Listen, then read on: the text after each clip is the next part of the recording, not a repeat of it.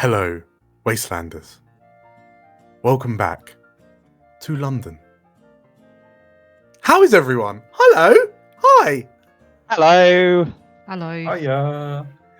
How What? are you all doing? Clearly, you're doing good enough that you wanted to come back for more. You came back for seconds, didn't you? Like little Oliver Twist. Yeah. Maybe a little... Oh, I don't know how I feel about that reference, man. with your little RPG balls Yeah. begging me for more. I mean, I feel like I'm slowly disintegrating, so I wanted to get back into that Bailey Yeah. kind of spirit, you know? I like what you're doing with your skin, actually. Thank you Yes. very much, yeah. You can barely It's see really- through the foundation. It's really authentic looking. Yes, we're here to play some more Fallout 2D20. But not based in the United States of America, but in the United Kingdoms of England. Hello everyone, one and all. Hi Tim, hi Tilda, hi Staff and Tom, all the way from Proxy Table Gaming. Thank you all for coming back. I gotta say, Chris, you're looking good. Thanks. Today. I decided to shave the moustache off. Yes. Try a new look, you know? Yeah. Almost as convincing as Staff standing in for Matt. But Chris unfortunately couldn't make it tonight. So tonight, taking the role of Augusta is Julia. Hello. I'm here to babysit Augusta, yes? Yes. Hopefully she won't nearly die this time. That was awkward, We'll wasn't it? see. Fingers We'll crossed. see. Last time we found the five of you in the ruined, irradiated streets of Sidcup, which, as I'm told after recording, isn't actually all that far from modern day. But you were stood outside Sidcup Station.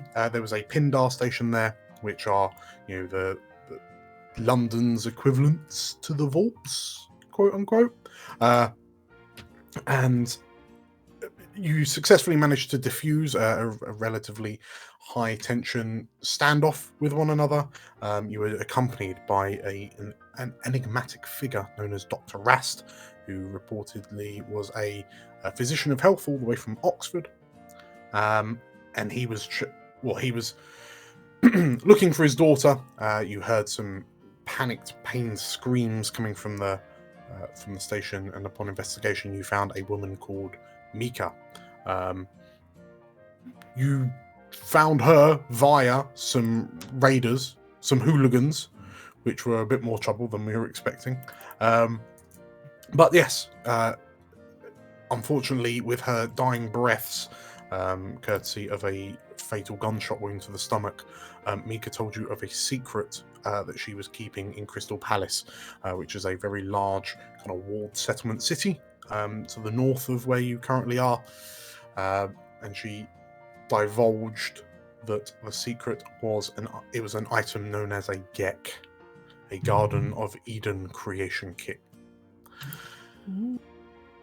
And that's a big thing to have. So, with Mika passed on, you've all kind of pledged to head towards Crystal Palace alongside Dr. Rast to see where we go. Let's see what happens. Anything else? Anything I missed, or does that seem pretty? There was a name, wasn't there?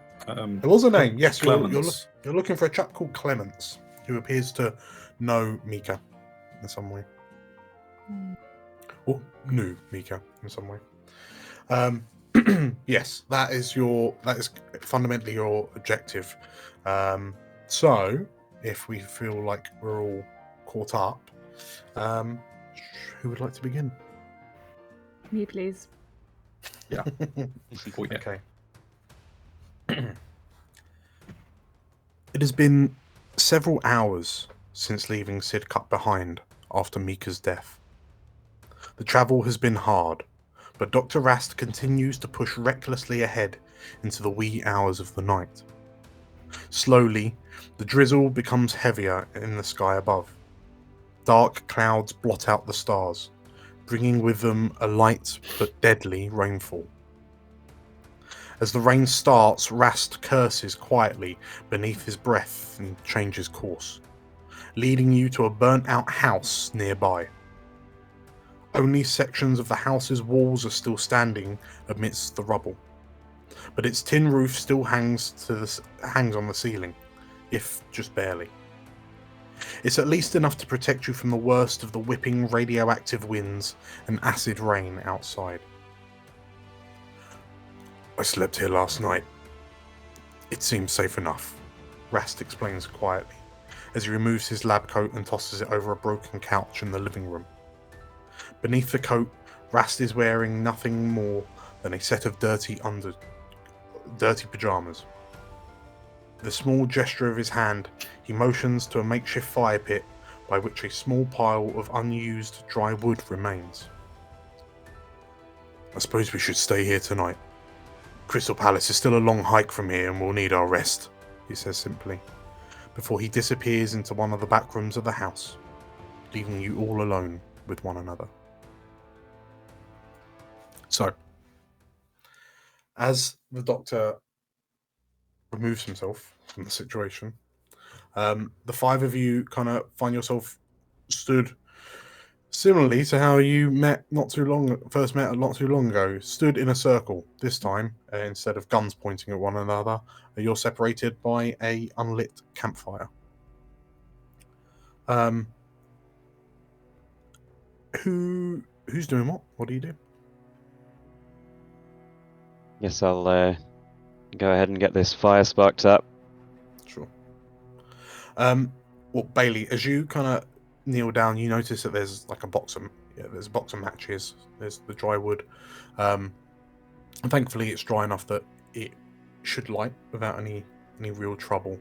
But as you kind of focus on kind of getting the wood to catch, what's everyone else doing to stay warm as the storm outside begins to pick up in ferocity? I'm wrapping my spare ties around like a scarf. Very, very good. Very good. Marvin, what's Marvin doing? I continue being a robot, not really affected by the weather. Gloating internally at all these fallible humans. What do you mean internally? Can Marvin get the fire going with his flamethrower? No, I'm not wasting my fuel. Sure, that's fair. So while Marvin kind of floats ominously, Mona. Yeah, Mona would probably be in a mixture of assessing her own leg injury, which she got at the hands of the hooligans, and possibly going over to Augusta and reminding her of her stomach injury that she also suffered. We both took a bullet wound. You don't need to remind Augusta about that. She has immediately gone to find somewhere to sit down and start looking at the damage. Sure. Yeah. I mean, in which case, yeah, Mona and Augusta, as you kind of delicately and tentatively check your wounds, you can see that the various kind of medical attentions that have been given to Augusta, your torso, and Mona, your left leg.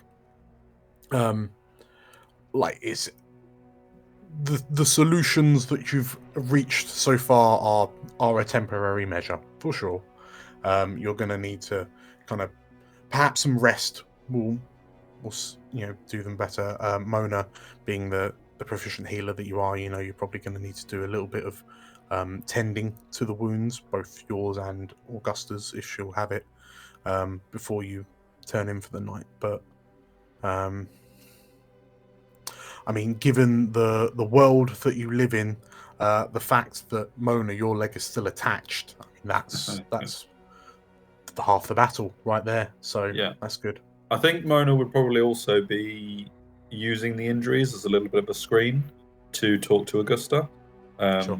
She'd just probably sort of lower her voice and go over and say, Augusta, the man, Happy, we've only just met him. I'm not so threatened by the ghoul, but we need to keep our eye out for him. We don't know him. Well, that sounds quite sensible. Do you have any specific concerns about him? No, not yet. He's given me no reason not to trust him, but we perhaps just need to keep our eyes open. Very well. And the same goes for the doctor. I trust him even less. I'm inclined to agree with you. Well, I'll be watching him as well, and hopefully between the two of us we can catch any untoward behaviour, nip it in the bud. Exactly. Whilst the two of you are saying that, Augusta, as your eyes kind of scan this ruined house, the sound of the falling rain rattling off the tin roof overhead, who do your eyes fall on between kind of Bailey, Happy, and Marvin? Like after Mona finishes talking. I can't help but feel that Augusta would be fascinated by Marvin as a piece of technology, and she loves computers and technology and the like. Sure. Yeah. And the ability to cut people in half. Yeah, I mean Very attractive. It's an admirable quality. It's efficient in Augusta's eyes. Yes. Yes. Well, I mean, she's probably never met anyone quite like Bailey, so I suspect she can't help but catch herself staring occasionally. Sure. Well, in this moment, Marvin, is there, in this moment in time, whilst the humans and the ghoul are kind of doing their human and ghoul things, are there any odd habits that you just happen to be doing right now that you reckon that other characters might have noticed or be picking up on? Like, have you just kind of floated out of a doorless door frame into the rain to get washed off, for example? Less that and more. People probably can see aborted motions when when it starts to go towards one person to maybe adjust a piece of clothing or help with something, and then stops midway, retracts, and then goes to do a perimeter, but it keeps repeating, like it's part of a nightly routine. Sure. Okay. Who, like, as you kind of you're doing it subconsciously, subroutinely, but as you're kind of floating about, who, with your three eyes, who do you notice? I think the doctor. Dr. The doctor Rast? is an unknown element, and Marvin is like, okay, with the rest of the gang, it kind of gets the dynamic, like who is pairing up with whom and what could be the potential conflict. The doctor is unknown. Sure. Well, I mean, so yeah, you, like Marvin, you kind of tilt sideways to look into the next room, and you can see like Dr. Rast is currently in the process of getting changed. But as you as you're snooping on Rast, between Happy and Bailey, who's also been watching Marvin? I think Happy was a bit impressed by how well Marvin took some of those shots. That tin can is a bit tough. Yes. Okay. Well, Happy. Is there anything is there anything else you're doing to kind of help prepare for the camp? I mean, you are like a wastelander, like you are a survivor. So, are there any things that you're doing to kind of make the night more comfortable or more safe? I'm probably not fussed with that. What I am looking, as this is a new place for me, I'm probably looking at for a bit of a scour around, see if there's anything I can. Yeah, the doctor's looking after Augusta. The tin can's looking at the doctor. Bailey sorting the fire out. Maybe while on the old down low, I can get a bit of a go at some stuff. Give me give me a survival check. With a pleasure. Probably not. Okay. So, anyone like you're stumbling around, just kind of. Well, you all see Happy just kind of. How are you carrying yourself as you Just like a scavenge bit of a swagger, but just sort of throwing my dice up and down. little nothing whistling a little song to yourself, a little ditty. My eyebrows go up and down. Okay, so yeah, whilst everyone's kind of watching each other and kind of trying to get the lowdown, Happy's just kind of striding amongst the lot of you, just opening drawers, having a peer in, closing them, just checking under the sofa. Nah, there's nothing there. Kicking a bit of wood to the side. Just anytime someone looks over, I just say, "All right." Okay, and then crack on.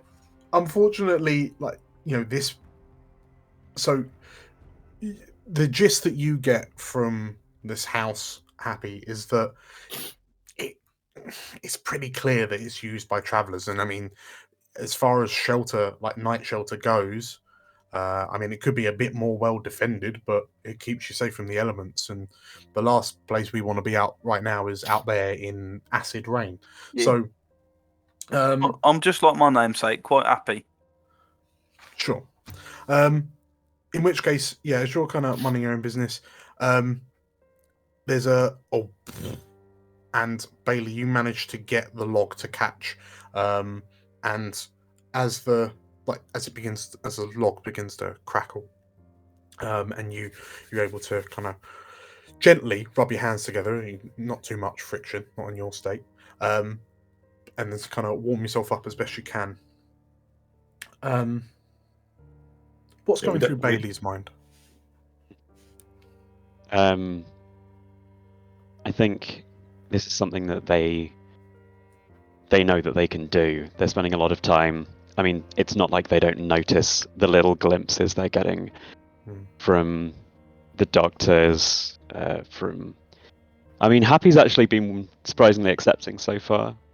Pretty much doesn't seem like much bothers him, but they're very used to being kind of the odd one out. So having this chance to kind of prove that they're useful, I think is really valuable to them. They just sort of get a little thrill as they see that spark catch, and a little spark kind of jumps from the old dry logs, lands on Bailey's kind of calf, which isn't quite protected at the moment, and burns in, and they just stare at their hands for a minute, tremble a little. Fuck! Runs to the wall nearby, just pounds it with their fists. Pounds it again, some blood's left behind. Takes a breath. Oh! What? That smarted a bit. What happened? You burned yourself, did you? Yeah. Yeah, don't worry about it. Oh, don't worry about it, okay? Fuck, might have some cream over there. No. He's a cream just doctor. As you're saying that, the commotion causes Rast to emerge from the bedroom, and he's looking around with a shocked look on his face. You notice he's not wearing his gas mask anymore, and he's changed into a fresh set of clothes, a wool sweater and dark slacks. And in his hand, you notice, as he kind of looks around, is everything right? In his hand, you notice he's holding a weather-worn guitar. Yeah, but the doctor looks from. Did something happen? Don't touch me just for a sec. Okay, He can apply with the guitar? You himself. How about you play us a little song, yeah? Rast kind of looks around and okay. He accepts the permission that he wasn't necessarily seeking, but he accepts it regardless. And he heads over to the sofa that Mona and Augusta are sat at, As he passes you, Marvin, he kind of nods to you because you're kind of quite close to the door that he came out of. But he kind of gives you a confident nod. And like seeing you happy, like your wandering eyes here. Did I leave anything behind for you to find? He says with a bit of a smirk. Oh no, I was just checking. No shoelaces over here, and you can keep your belt on, my friend. Thank you, I appreciate it. But yeah, the doctor takes a seat next to Augusta, and he kind of looks down at you, and as long as we're careful, hopefully you'll feel much better in the morning. And he looks over to you, Mona. You as well, but I'll let you deal with your own medical ministrations if that makes you happier. She gives him quite a small nod and nothing more. Rast stares at the campfire that's now kind of blazing away, his eyes lost for a time in the dance of the flickering flames. After a few moments, he rests the guitar on his thigh and begins to gently pluck the strings of his guitar, just so slightly out of tune, as he pleasantly croons a centuries-old song. You hear the first few notes, and then he pauses for a moment, and then looks up, and this is I always used to play this when I was younger. I understand that it was very popular at gatherings of friends like these. Anyway, the song's called Wonderwall. Oh, God, no. You didn't. I feel like you owe the party an action point for that one. Well, let's hear his rendition first. And Rast begins slowly singing this song that you may have heard of, you may have not, but it feels ingrained in your British souls that this is an anthem of your people. Question. Yes. Would Marvin recognize this song? And if yes, does he actually have it stored somewhere in his memory? The Shazam app fires up. You do, yes. It is a song known as Wonderwall by a British band known as Oasis that was written in the 1990s. So a very, very long, centuries old. And as you kind of find information about the song, what do you do with that information, Marvin? I think Marvin would probably have a version of it saved in his memory, but it's a ragtime version. And he would just be like, I recognize this song. Let me help. And start playing it over. Okay.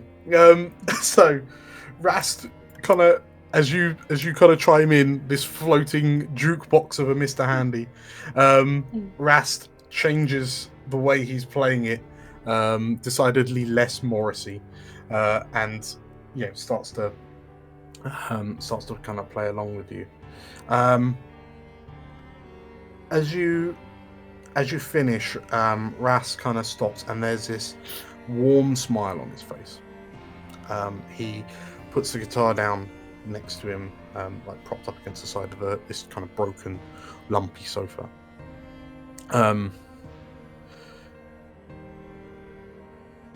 been having to think about the next steps in our journey, and if we want to be able to get anywhere, whilst I know some of you will have contacts, but if you want to have any kind of weight or emphasis in Crystal Palace, we're going to need some supplies that we can trade and barter with. He looks to you, Happy, and I'm glad I have someone as proficient at scavenging as you seem to be, my good man. Well, yeah, no problem. I'll find you some nice pucker things, you know. Well, that's good to know, because For a price, of course. Of course. Yeah, of course. I know that there's an old locked up warehouse on the way back to Crystal Palace. We'll be passing it tomorrow morning, so I feel it would be wise if we were to investigate it to see what we could find in there.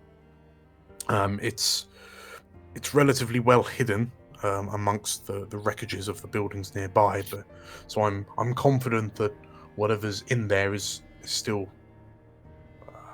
retrievable. I think it will be a good place to have a rummage round. That sounds pucker.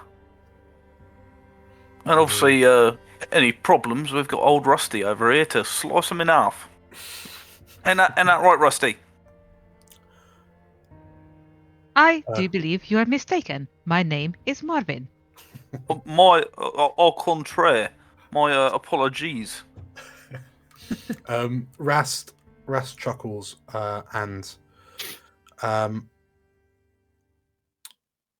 it's a homely little place, isn't it? He says, looking around. And as he kind of lets that question linger in the air, the six of you, or the five of you, sorry, have this feeling that if ever there was a chance to ask questions to Rast, this might be the best opportunity, given how determined he seemed to be on the way here. Is this at the cost of AP we don't have, or is this generally just conversation? No, I mean, Rast seems surprisingly relaxed. He seemed quite tight wound since you left Sidcup, and there's no prizes for guessing as to why, but he just seems a bit more with himself right now. Can I just check something? Did we ever establish whether Mika was his daughter, or has he just refused to talk about it? She wasn't. She was a colleague, if I remember correctly. Okay. Like an acquaintance, yeah. So he still hasn't found his daughter. Okay. Yeah. Well, as you say that, yeah, you see this kind of slightly wistful, not 1,000-yard stare, more like 100-yard stare in his eye. I think Augusta will probably be curious to know. My good man, Rast, you're clearly a man of science. What's your area of expertise? I'm a physician of health, primarily. Cream, right? I have dealt with creams, yes. Yeah. See, Bailey, you're all right. Yes, there are a lot of things in the world that can be fixed, that can be improved, that can be negated entirely, and I believe through the pursuit of science we can achieve that. He looks to you, Augusta. I'm sure a woman of your standing would agree. Of course. Science can achieve, well, pretty much anything with the right amount of resources. He nods. The world has been a literal bomb site for hundreds of years. And whilst every day is a struggle, I believe that through the pursuit of knowledge and advancement, we can create a better world. We can return to something resembling what once was. And this Gek, do you believe that is something that will take us closer to this vision of yours? The raw power said to be held within a Gek to terraform vast areas of countryside to make it fully sustaining. Trees that don't require daily, hourly nurturing. soil fertile and healthy enough to reliably grow crops, fresh water. Just hold on there, Doctor. Hold on, Doctor. Let's not get too excited. I don't believe that if there was such a thing, if GEC was available, why wouldn't it have already been triggered on? Why would someone just be holding on to that? Don't get too excited. I'm sorry, but your GEC might not even be real. Rast stops, and you're right. Well, we're... But Oh, go on. if it were real, even if the stories are exaggerated and romanticized, the stepping stone that whatever it is would give us, if it could be the turning point. Or it could just be a way to get people like us to bring things into the people who want it. That's what you're getting us to do, isn't it? Go into a warehouse, get loads of stuff, but trade. They're going to get what they want, and we're chasing shadows. What is it that you want, Mona? She turns away. I'm sure it's a pretty penny, like most of us. Am I right? He looks to you, and like as you all kind of follow his eyes as he looks through the group of you, you notice that he's inspecting each of your dusty, dirty attires, and his gaze falls on Mona last. And at this point, you notice how the jacket Mona wears is significantly cleaner than the rest of yours. Her trousers are well kept. Her boots are still in good condition. And his eyes finally fall on the sigil on your right shoulder. The sigil of Camelot.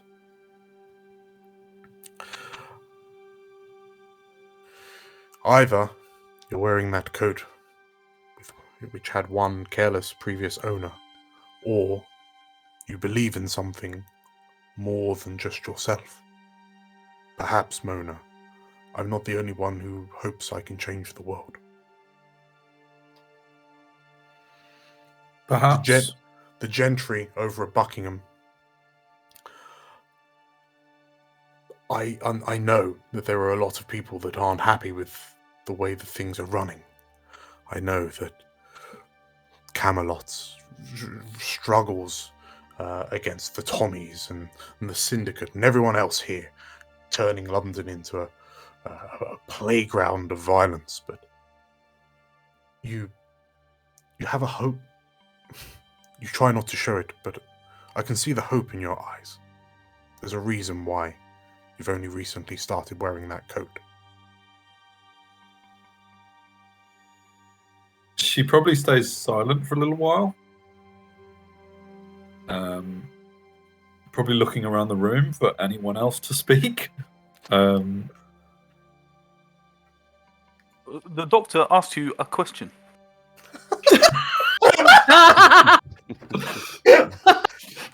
I think actually she'd probably get up and walk into the bedroom. Okay. Maybe a bit more than money then. Bailey, while this conversation's happening, like Rast, Mona, everyone's talking about, we're going to change the world. It's given time, we're going to do all this stuff. How does that land with you? I mean, a lot of the sciencey stuff, a lot of the higher level philosophical stuff, a lot of that's just kind of going over Bailey's head, really. Like, it's not either stuff that they're not interested in or stuff that they just don't want to spend too much time contemplating. I've just been sort of sitting, contemplating the blood on their hand. But after a bit, and when Mona kind of storms out, it shakes them out of their reverie a bit, and they just look up and say, you said that, it feels like home here, Mr. Doctor. Hmm. Well, You ask what we want? I ain't really had one of them for quite a while. What's this Crystal Palace? Sounds beautiful. What's it like?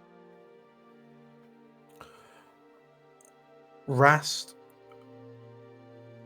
goes to answer and then stops, and his eyes turn to look to Happy.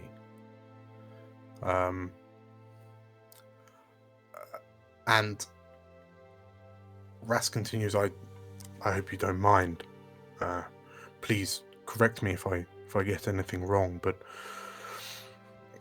Crystal Palace has proven to be both a safe haven and a crutch for the area.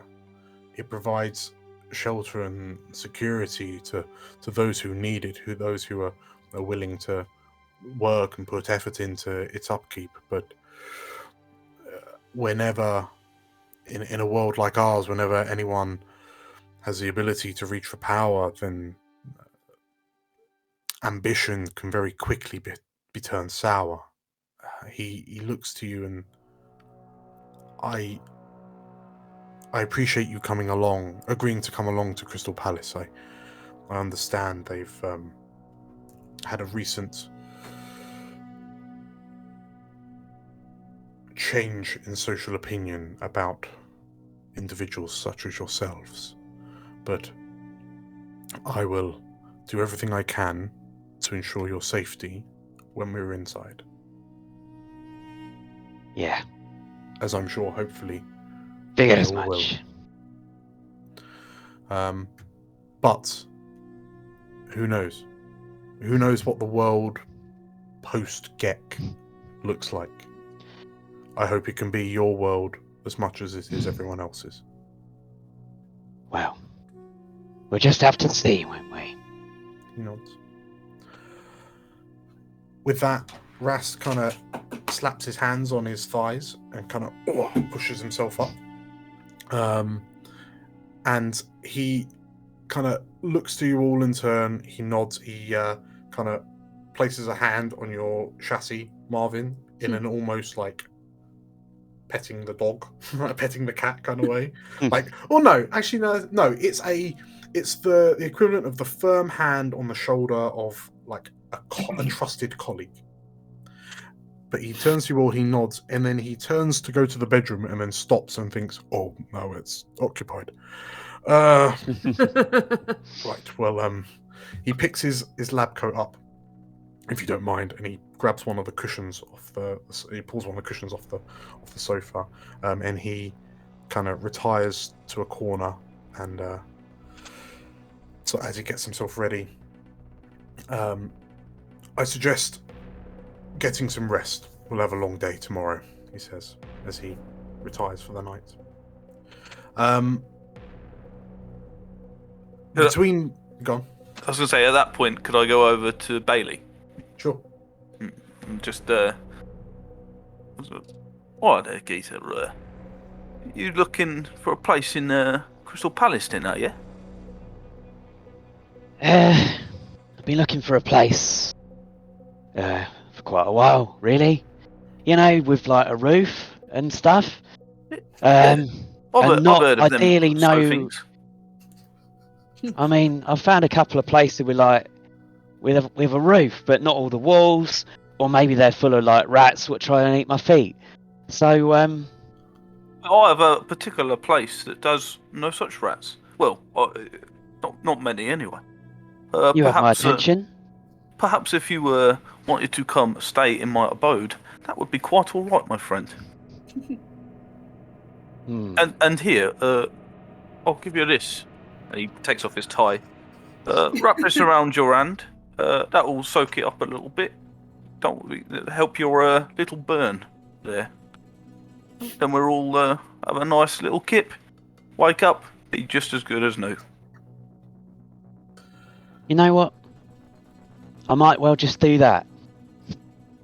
Thank you very much. Hey, don't worry about it. We'll get that cream, no problem.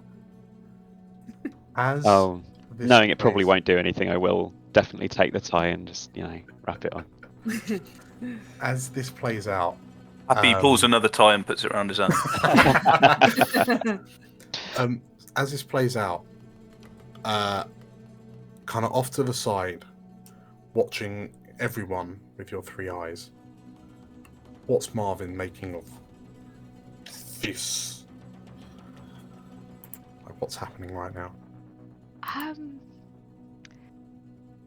I think Marvin actually clocked out of the conversation halfway through, thinking, "Oh, this is very human talk, and no one asked me what I want. How many species of them?"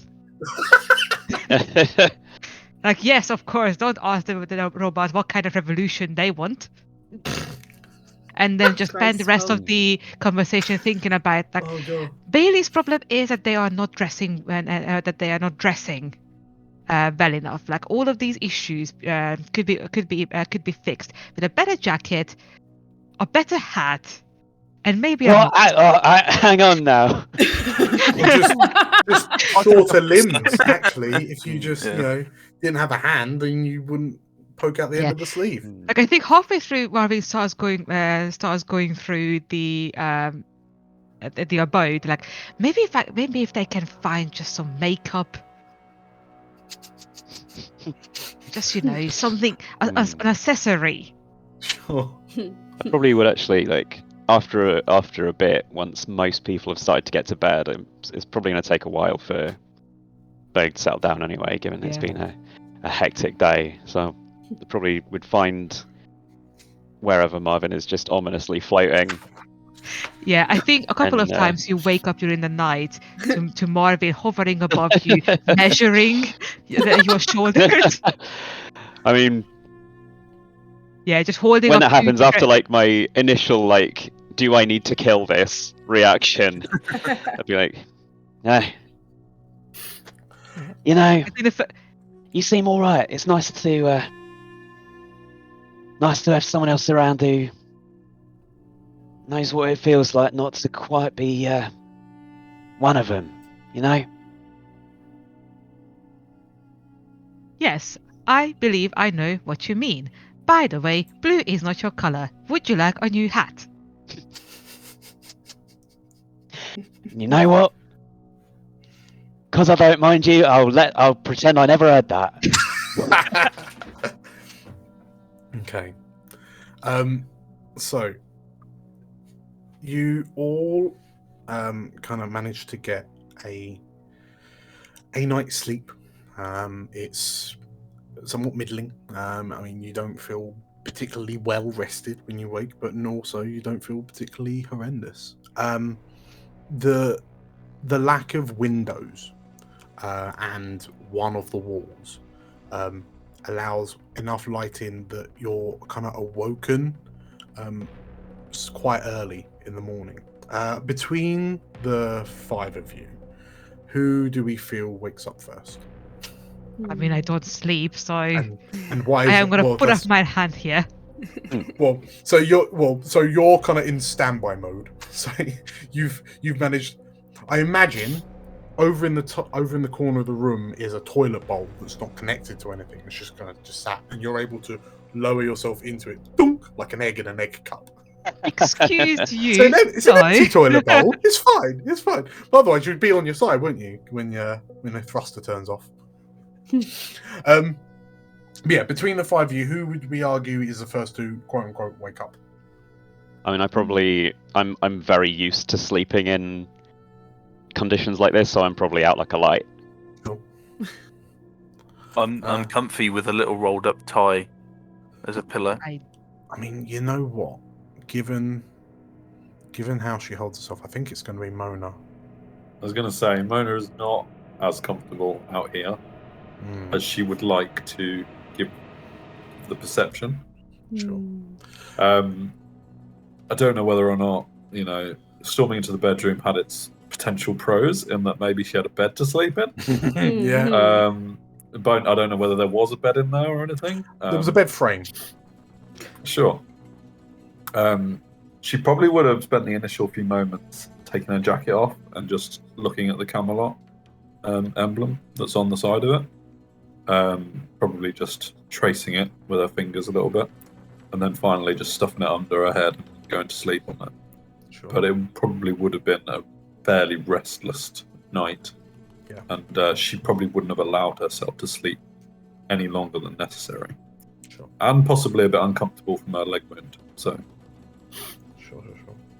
Well, actually, that's a good point. So, just real quick for Mona and Augusta, as you kind of wake up from your respective sleepy times, if I could have you roll me a survival check, please.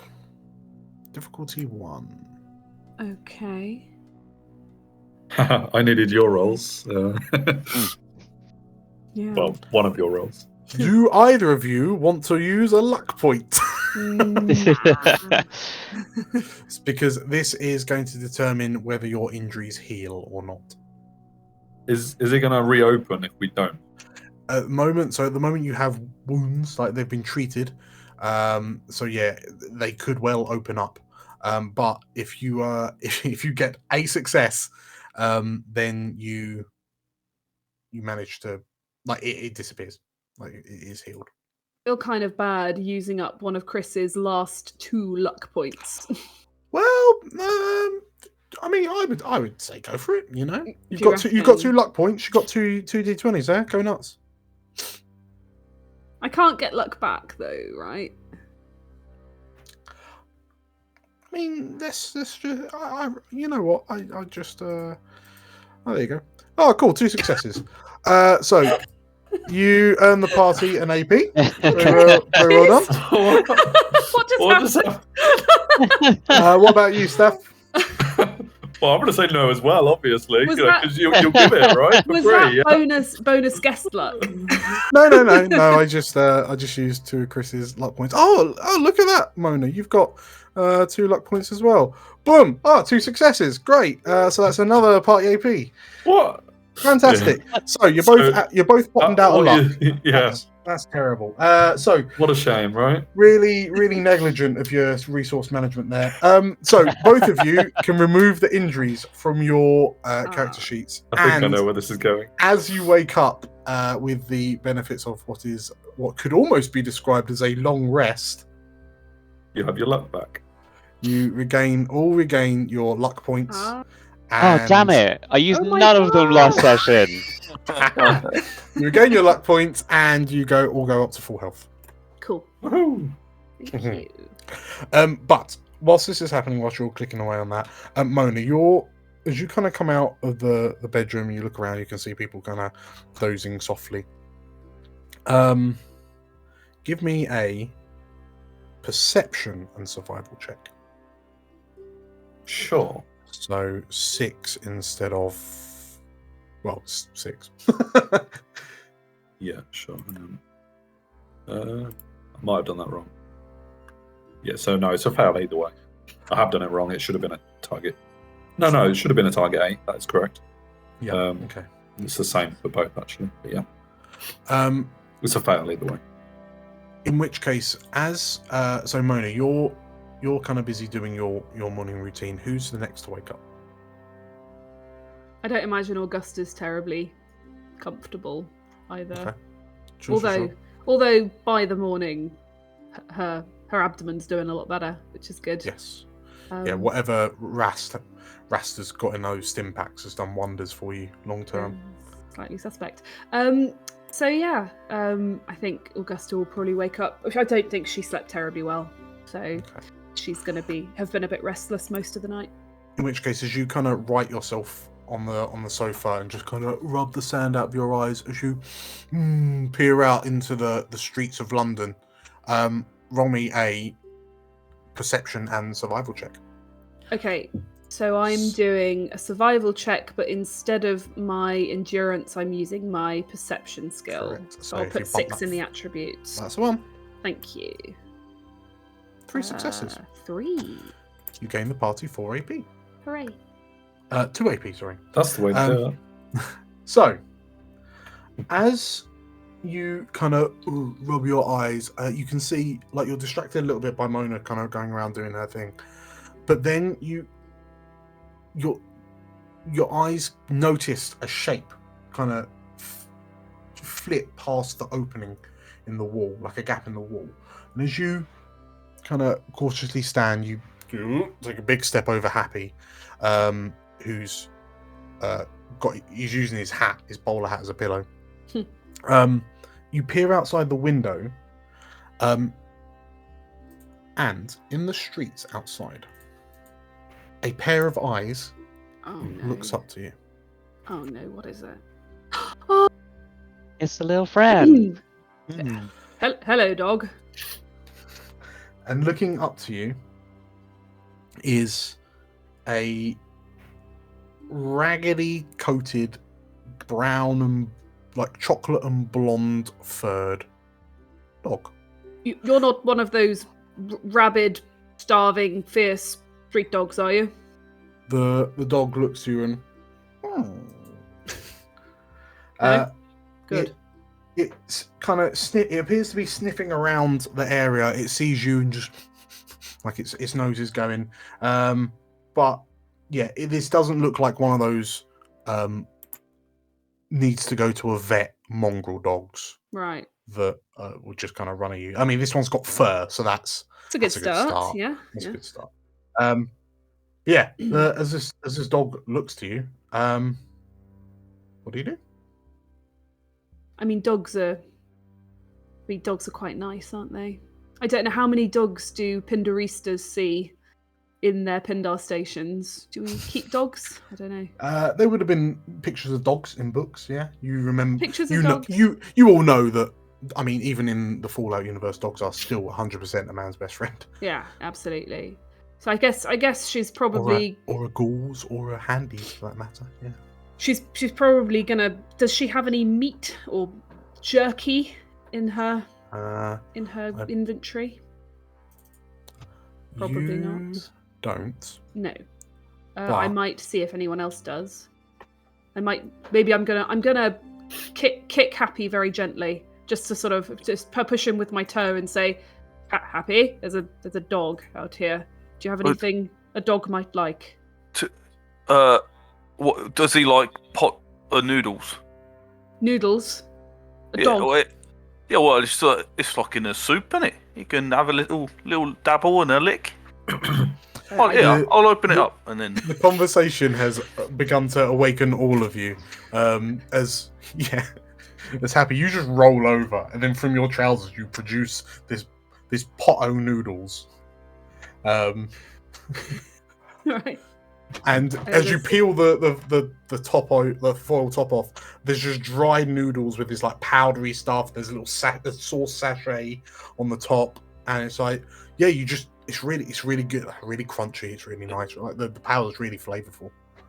I mean, if he don't want it, I'll have it. I mean, no. Let's see. Breakfast. Let's see if he wants it.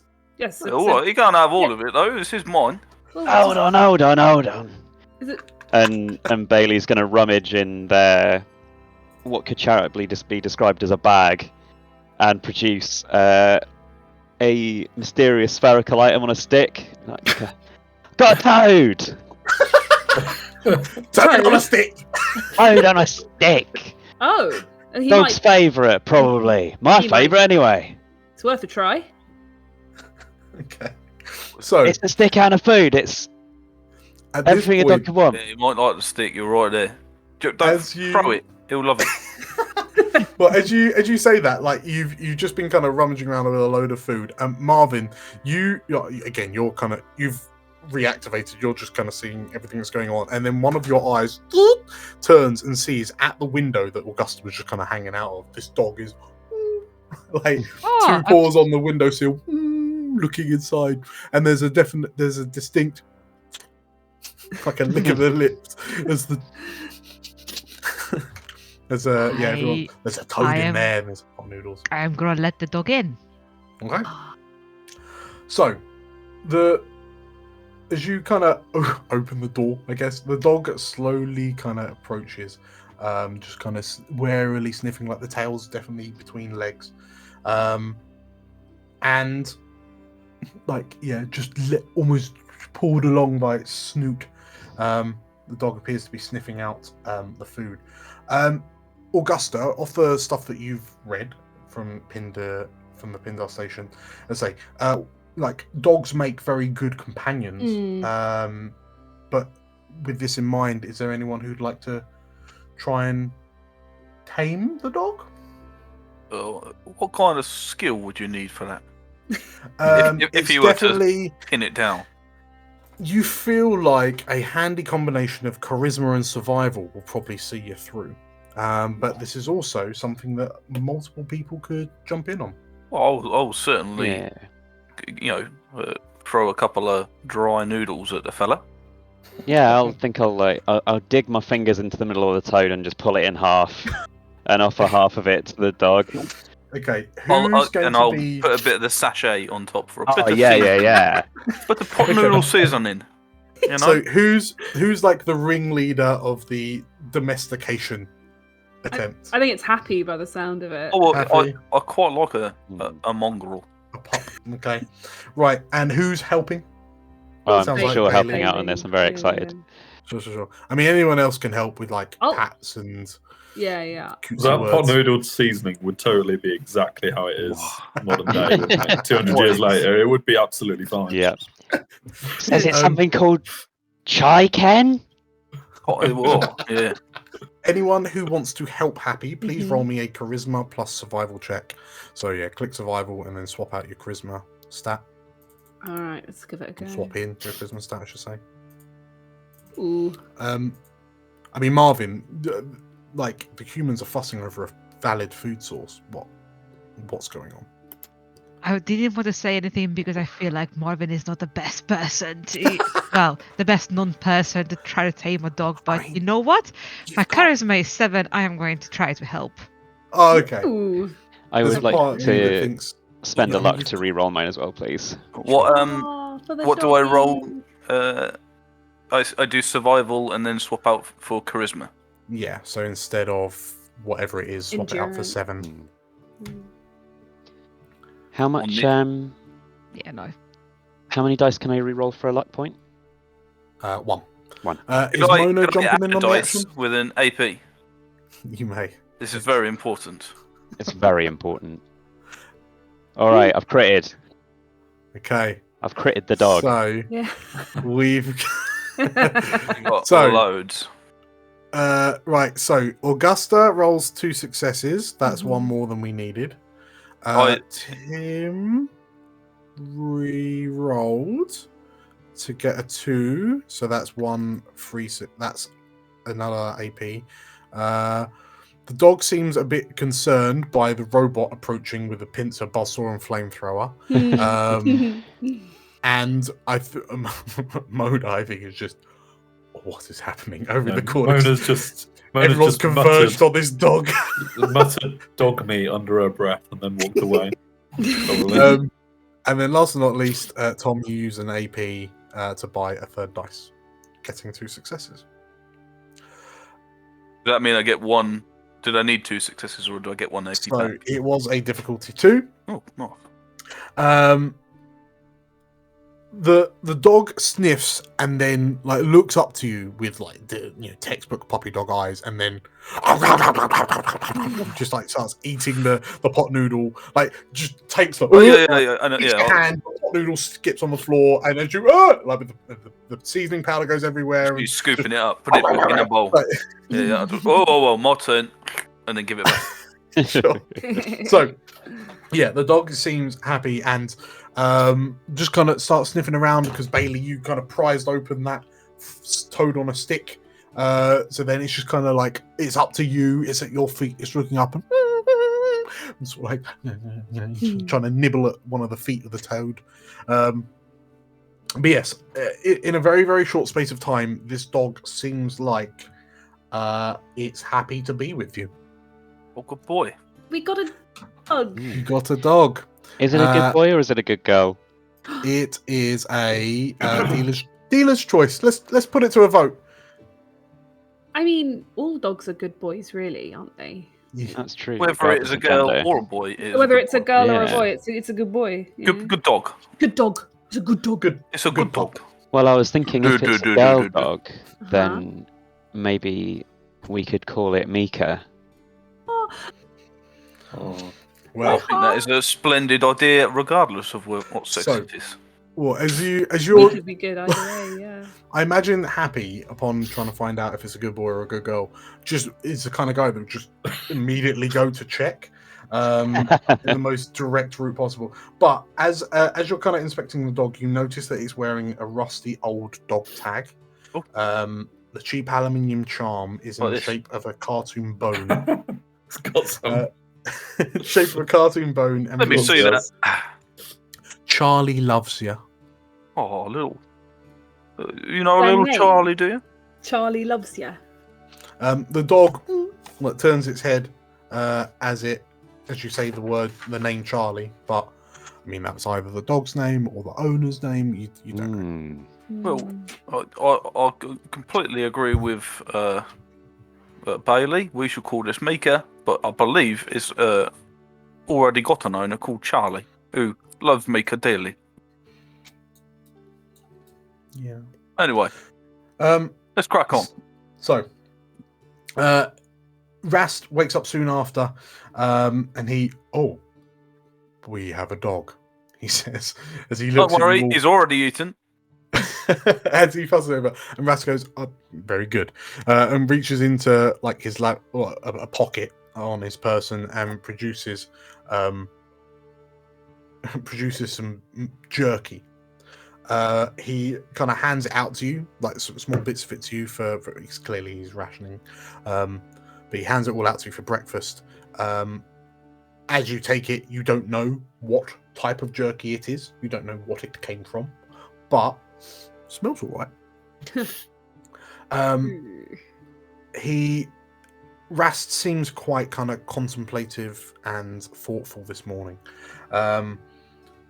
but eventually he kind of gathers himself and he looks to you and, are we ready to press on and with the dog? I think I've got him. Don't worry, he can maybe scout a little bit ahead as well. He's a good boy, and he is a good boy. He's a good boy. The dog rolls over and tongue lolls out. Oh, it's a boy.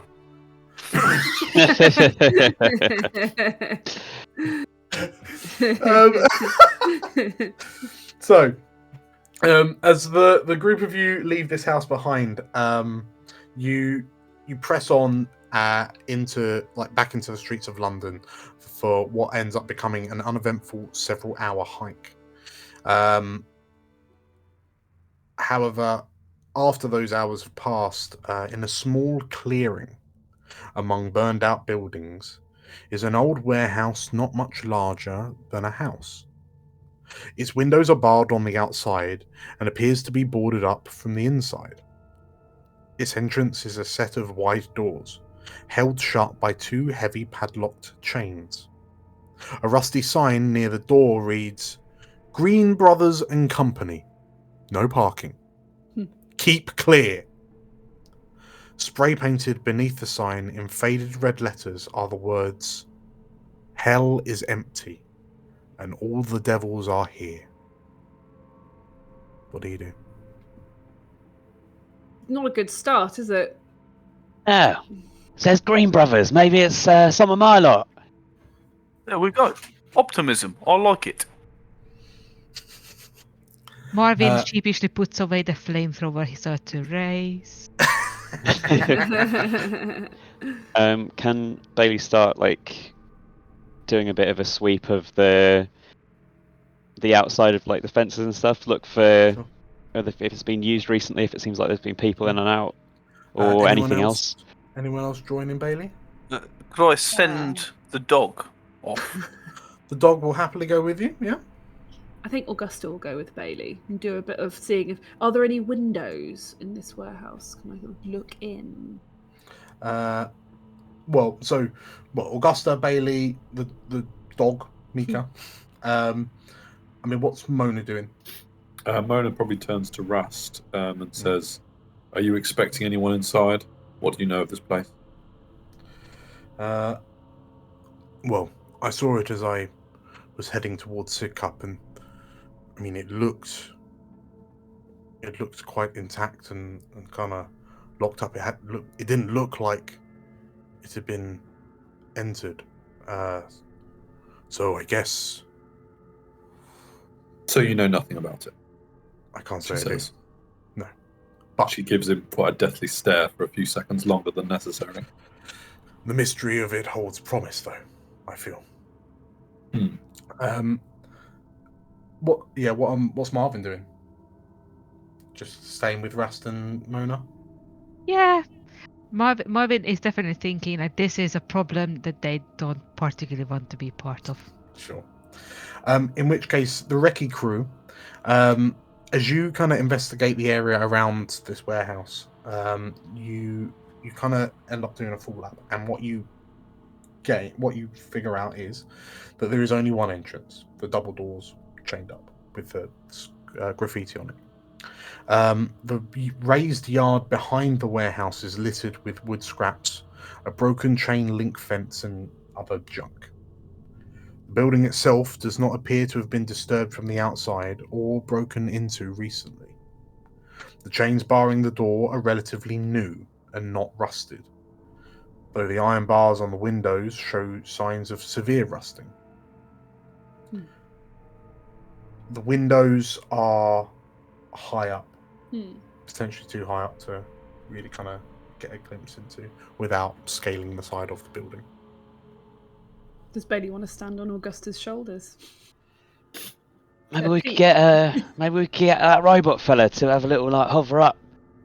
Or, I mean, I'm always up for a little piggyback ride, so give it a go. I mean, it's not Actually, thinking not about really- it, I think Bailey might be a little bit burlier, so I'm happy to be the platform if you want Augusta to could climb hop on. up there. Yeah. Don't Would you lose an mind? arm. Would you mind awfully? Would that be? That wouldn't be disrespectful or anything, would it?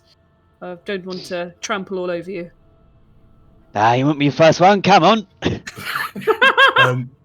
Well, so I should also just re-clarify. From where you're stood, you can see that the windows are barred on the outside, but boarded up on the inside. So even if you did kind of get the height, we wouldn't see much unless we got really. lucky and there was a gap or something. Okay. yeah. God says no.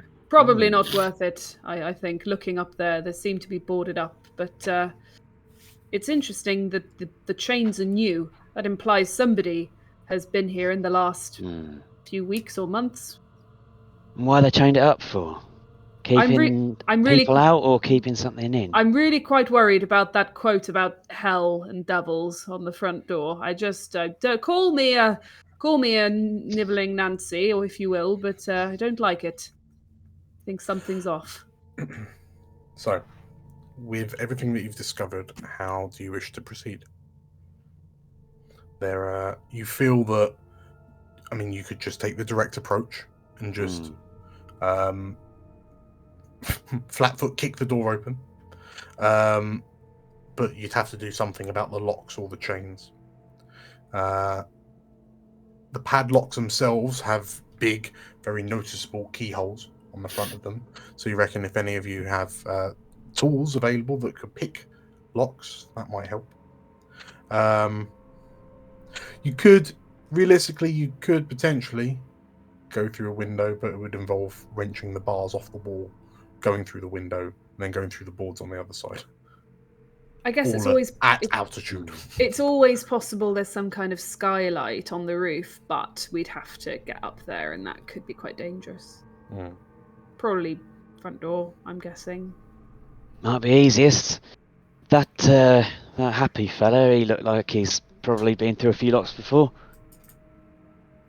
Well, yes, I mean, I always carry a few bobby pins, just in case. You never know when you're going to be on the wrong side of a locked door, do you? Very wise. I normally just use my cricket bat, to be honest. A direct approach, I like it. So, what approach are we taking? Yeah, probably head back in. We'll go back round to the front and discuss it with the team. Yeah, fill you in on what we have learned in our encounters. As the dog comes back, I'll give it the last little bit of jerky that I saved from breakfast. It's gone. Moments. I didn't even have time to put some pot noodle sachet on, mate. Lick your fingers. Oh. So, yes, Mona, Marvin, and Happy, Bailey, Augusta, and Mika come back and report to you what they found, and it would appear that realistically the front door is the entrance. It's just a case of how you get through it.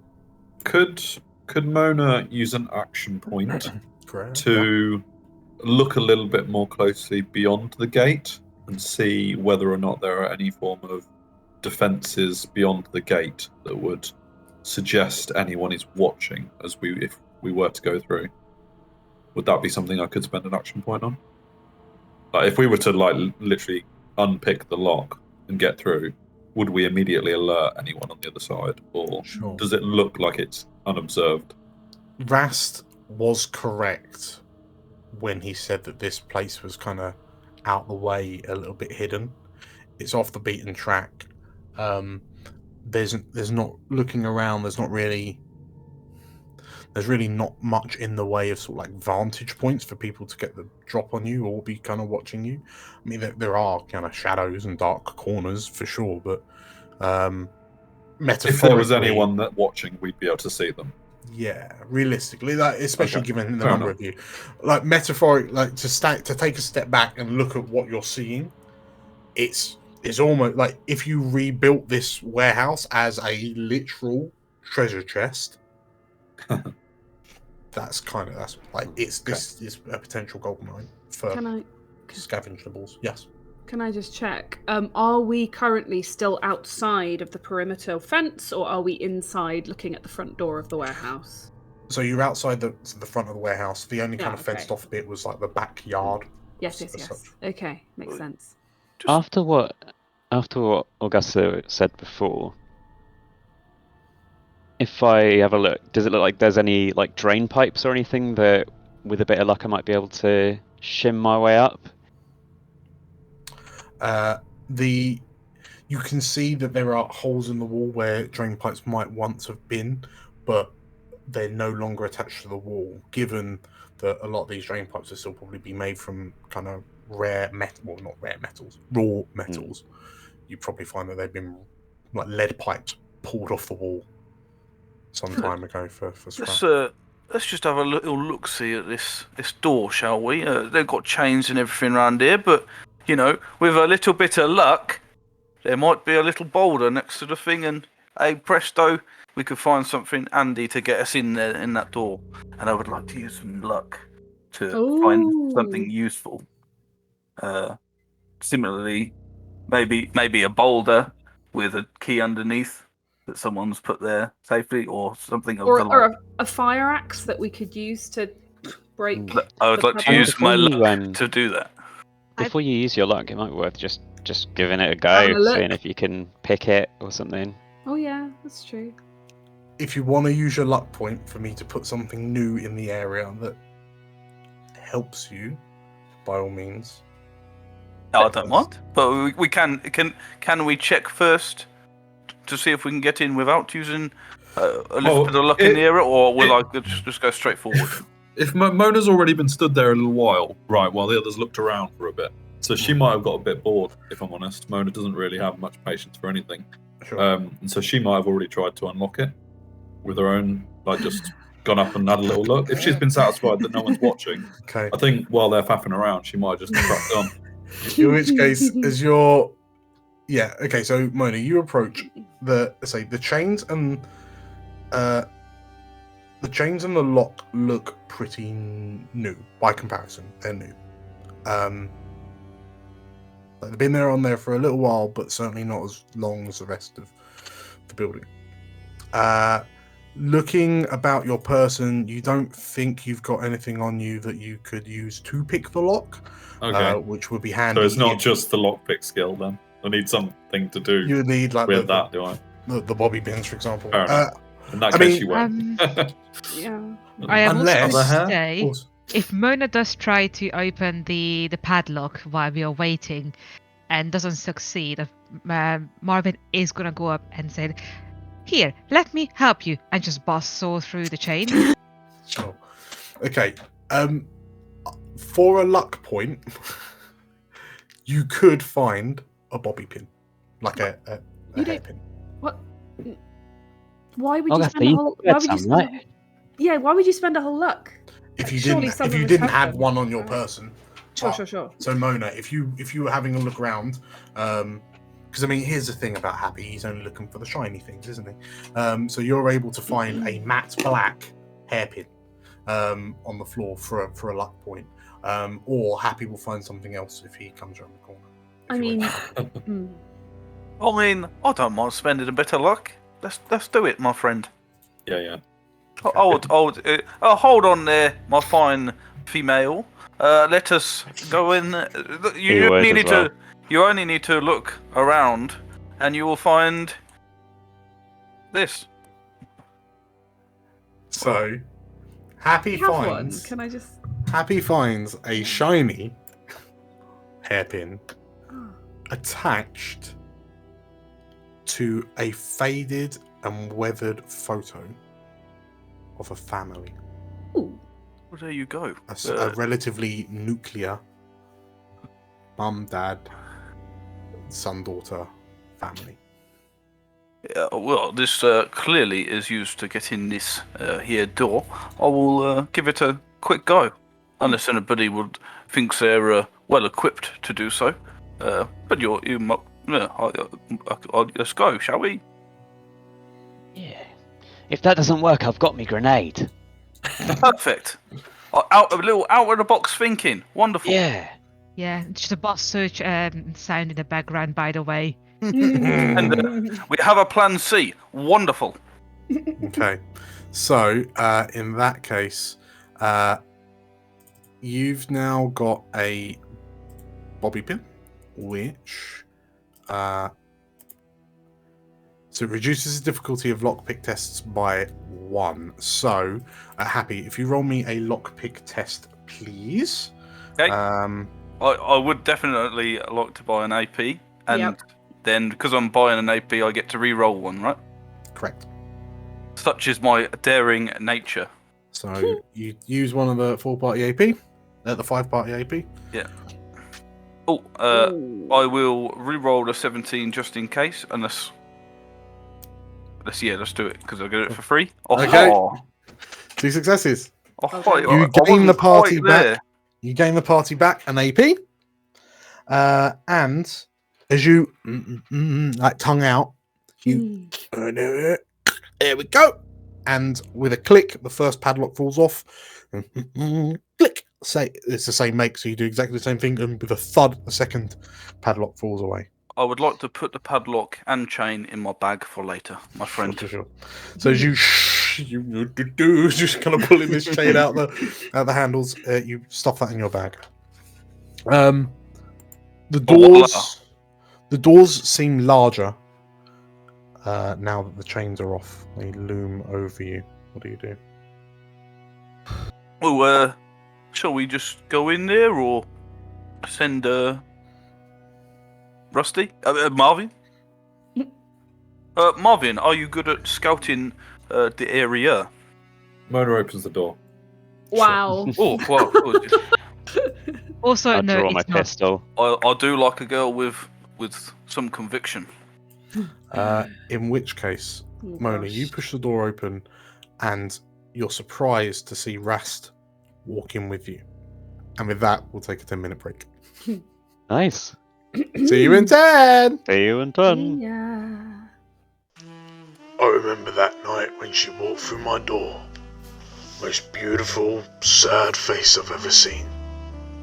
"I've got a job for you," she said, "and only you. It's a matter of life and death." It's always a matter of life and death in this town. No rest for the wicked. "Fine," I said, "but I only accept one form of payment." "Anything," she said. "Name your price." "What I need you to do is hit the like button, leave a comment, and remember to subscribe to the Explorers of Elsewhere channel. That's my price. Take it or leave it.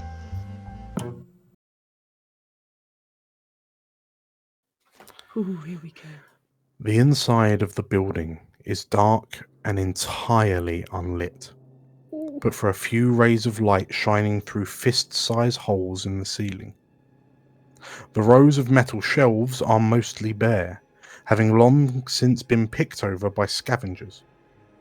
Rast steps inside and clicks on a flashlight, shining a beam down the center aisle. Oh. Crouched over sits a ghoul, a young woman with scraps of flesh hanging haphazardly away from her cheeks. She is chewing on her own arm, slurping decayed meat from the bone while she stares off blankly at something in the dark. Mona, what do you do? As you catch your breath and all you can hear is a...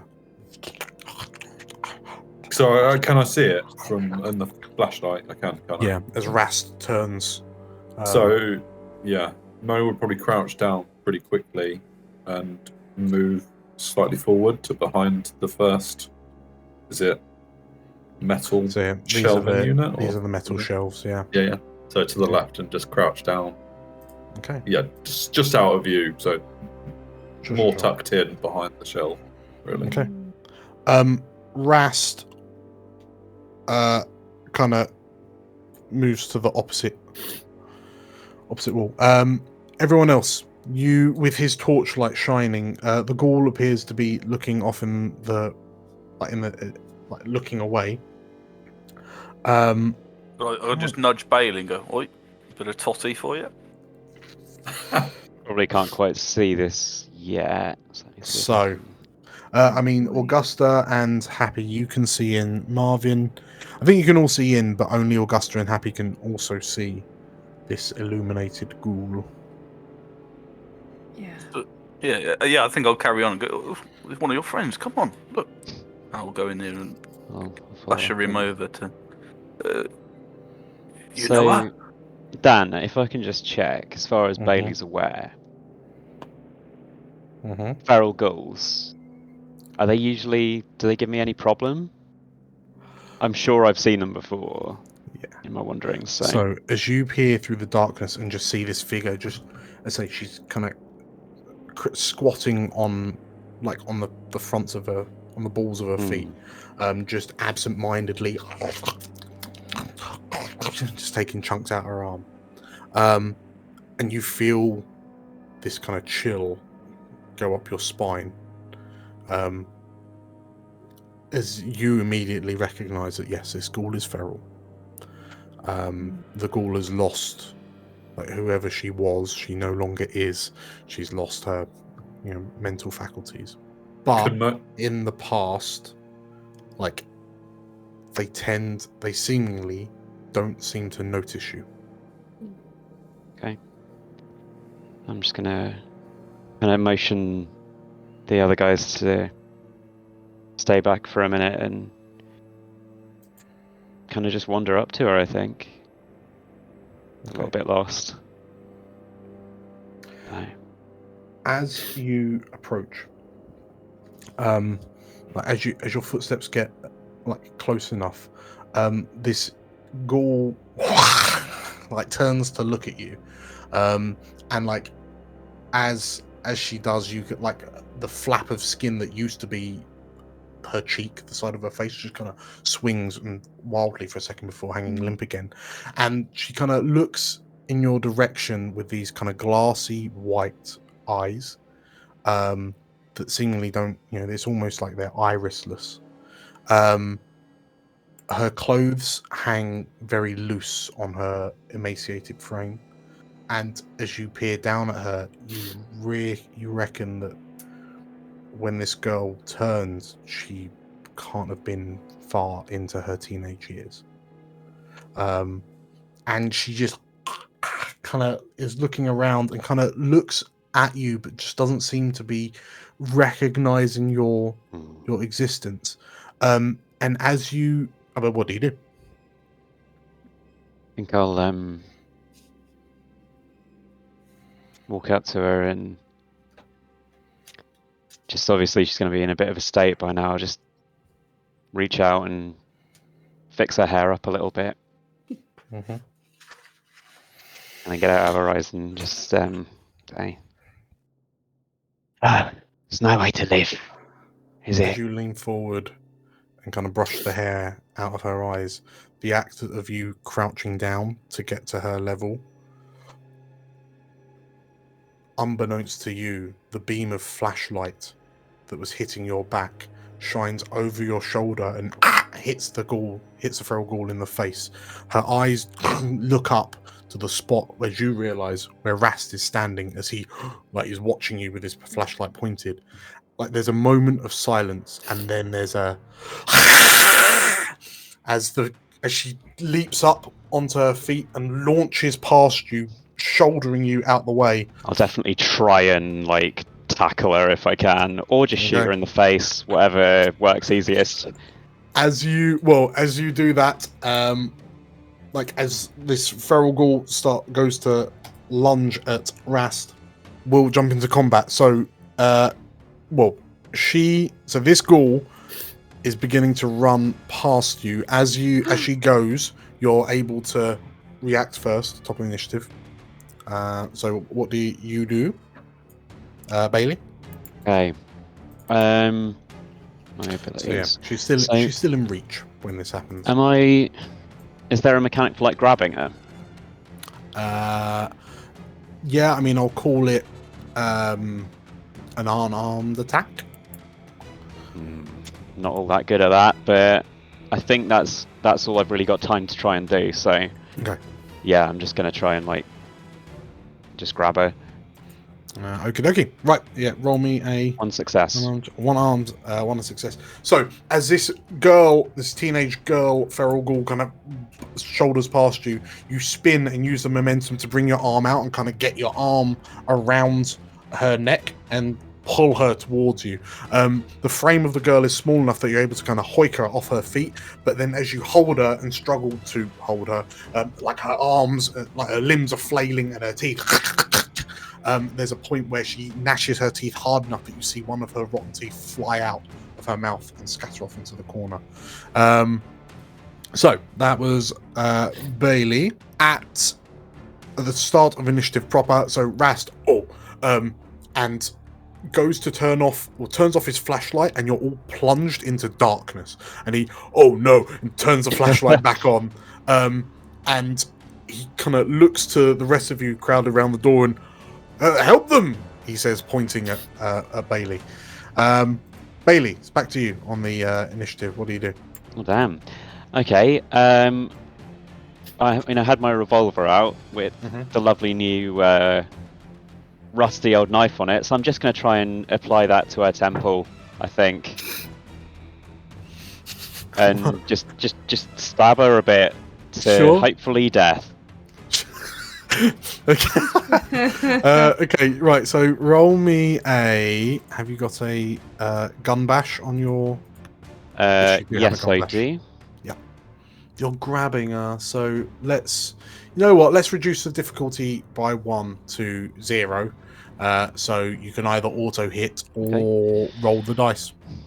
I rolled the dice anyway, and it's hit her in the head, so sure. That seems about right. So you gain the party an AP. Please roll me the damage as you poink her in the head. It's actually head as well. That's pretty good. Yeah. I know, good, isn't it? Very well aimed. Thank you very much. Okie dokie. So, you jab it in the side with this knife, and upon closer inspection, it truly is nothing more than a rusted butter knife. And you frown at the joke that was Rad Rocky, and instead you lift the gun up and bang, you smack the ghoul on the side of the head, and it crack, you hear something mulch and kind of slorp in slightly, but it seems to daze and stun the ghoul. She takes a point of damage and is now stunned. Lovely. So next up, Augusta. You've just heard there's all sorts of horrendous noises coming from inside. What do you do? I think I can see from where I am, can't I? Through the open doorway. Yeah, so there's Bailey grappling with a small feral ghoul illuminated by Rast's flashlight. I think Augusta's pretty alarmed by the situation and is going to aim before taking a shot at the ghoul. Okay, so that will allow you to re-roll one of your d20s. Do you want to Yes. buy any AP because we are full at the moment? We are replete. Maybe I You will. are rich. I'm with rich. AP. Right, I'm gonna go small guns. I'm gonna choose 3 dice. Okay. And because I'm so- aiming, I'll get to re-roll one of them. Yeah, correct. All right then. So I'm one of using your one APs AP. used up. Yes. Okay. Oh! Holy that's hell. beautiful. Okay, well you Didn't need to re-roll. you gain 4 AP up to the Well. maximum of 6. So you've hit. Yes. Do And now I need to roll my damage. Yes, roll Do your it. Maybe damage. I don't really want to re-roll the 4 because I might then fail. Do you want to take one more AP to roll for more damage? Because that's a thing you can do. So you Yeah. can spend an AP for 3 extra dice, correct? Man, you Yeah. deserve it on that roll. Sorry. Deserve it on that roll. Okay. I'll use an AP to do extra damage. Yeah. So 5 dice for me. 7 dice instead of 4 because you get an extra 3. Okay. 7 dice. 7 damage and 3 effect. Bam! Oh my Okay. god. So Bailey, you're just like you've just smacked this ghoul on the head, and her head's just lolled off to the side, and then in the same moment as the ghoul's head slumps, it just explodes into giblets, coats a nearby warehouse, like one of the shelves, one of the rackings, and the ghoul, like the girl in your arm, kind of spasms and twitches, and then kind of slips out of you. Like in recoil, you recoil and drop the corpse. The feral ghoul's just kind of ragdolls and flips around on the floor before going still. Oh, maybe this knife's alright after all. Absolutely wrecked. Right. Anything else, Augustin? Would you like to move? I'm good actually. Sure. Yeah. Okay. Can I just say, I probably ducked at that point. Yeah. I hope you did. I considered calling out, but then I wouldn't Yeah. have been able to aim. So Blimey, governor! Marvin. done. As the sound of this large 10mm bullet being fired into the warehouse reverberates through the building you're in, Oh dear. like the tinnitus begins to seep from your ears, like the ringing seeps from your ears, but then you hear in the distance and the sounds of like wet slapping feet as you can hear what appear to be other feral ghouls beginning to converge on your location. What do you do, Marvin? Maybe I should go first next. And I'm going to move somewhere here. Where did I hear the noise of other feral ghouls coming from? Which direction? You heard the closest one seemed to be further into the warehouse, in the direction of Bailey, past Bailey. Ah, excellent. So I'm gonna go as far as I can, without entering into a new area. Okay. And as my action, I'm going to switch my bosso to a flamethrower. Sure. So are you kind of like doing a ready? So you've moved as a miner. You could spend an AP to. I suppose your weapons are already equipped, aren't they? So Yep. Are you readying an action? I am. Okay. Is it flamey death for anything? It is flamey death. Flamey death. Okay. Cool. Next up is Mona. Sure. So, depending on your interpretation, Dan, Mona would like to use her major action to assist Yes. Happy Yeah. and give him a little piece of advice about dealing with ghouls, if possible. Okay. Yeah. So, I would like to plug for medicine, but I think you might interpret it as science, which I'm not quite as good at. But basically, I just want to say to Happy, these things are weak. Hit it in the head and don't hesitate. In the head. I'm Got it. gonna say that is a medicine. Yes! I still might fail, but you know. I mean, you've got 6 AP to spend on you to. No, plum this plum. is just an assist, so I can only get 1 d20. I can't buy anymore, Cool. I think. So it's all on. Oh, okay. It's a no! complication. Reroll! Last time I tried to assist, I dropped my laser pistol. This The time, complication will be Happy. did not quite understand the briefing. Did not understand the instructions. If Happy, on your first attack, if on your next attack you happen to roll a head location, I'm gonna make you re-roll that. Oh no! Because you've gone for the head and gone, no, he said the arm. Not the head. He said anything but the head. I'll get Anything it. but the head. They're really solid, thick heads. Okay, so that was your major. Do you want to move? No. Okay. That's bad enough. So the dog wanders into the warehouse and kind of like growls a little bit, but is looking around, doesn't really seem to know what to do. As a major action, you are able to command an NPC, so you can tell dog what to do for a major action going forward. Happy, anything but the head. What do you do? Anything but the head. Right, I got it. Old Rusty's got up there. I'll check up over here. And can I go this way? Is there anything up there? So you're plunging you're plunging yourself into the dark if you go that way. Is Russ the only one with a flashlight? Rast has a flashlight. I do love that you guys are misnaming it, even though it's holding a fucking flamethrower. Okay. That's true. Yeah, I mean, it's not emotional. I don't think anyone else actually has light sources. All right. Okay. I mean, I don't know what else. I mean, you can just about make out. Like you can just about make out you're about to enter into a doorway into, I don't know, like a storage area, like a cargo area, large items. Got good eyes, and I'll go this way. Oh, I can't collide with. You're going in. Oh right, yeah. Okay, so you cannot step into. Can I whistle the dog as a miner? Oh my god! Come this way. You can. Yeah. You can. Wait, okay. Wait, this way. Okay, so you whistle for the dog, and as you, unbeknownst to you, actually you can see the dog. So so Mika kind of looks up to you, but as you hear Mika in your direction, you also hear come from the darkness. Okay, I'll just shout. I got some company. Okay, and next up, so first off, from one of the aisles, a ghoul comes round the corner, like slams into the shelf and kind of ricochets off it, right in front of you, Marvin. So please do some flamies. Let's go. I was hoping for more than one of them, but that's okay. That's all right. I'm gonna steal an AP. For fun and profit. Oh, I forgot the flavor was kind of shit. Is it? Never has that sentence ever been uttered, by the way. you could always go for 4 dice.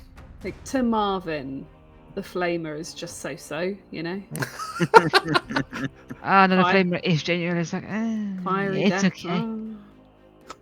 I've got let's try. Worst case scenario, I'll get nommed on a bit. The good thing is that if you hit, then the ghoul knows about it. I don't think I hit. Oh no! That's just. You know what? I'm gonna reroll one of the 20s because 2 complications seems like a lot. That one was a 19 as well. It's just like, oh my yeah, god. that's just. Oh, that is poor. That's just poor. Sure. I told you the flamethrower is bad. You know what? I'm gonna 20 and 19. Wow. No. Yeah, to be fair, you did say it was kind of. So I use up 2 luck points to reroll that, and that's 3 successes. Oh, wow. What a turn up for the books. Okay. So, as this ghoul, bam, kind of comes around the corner, you like go to fire the flamer, and then the pilot like putters out, and as you kind of bring your arm up to look at it, it reignites, and then you, as this ghoul leaps at you.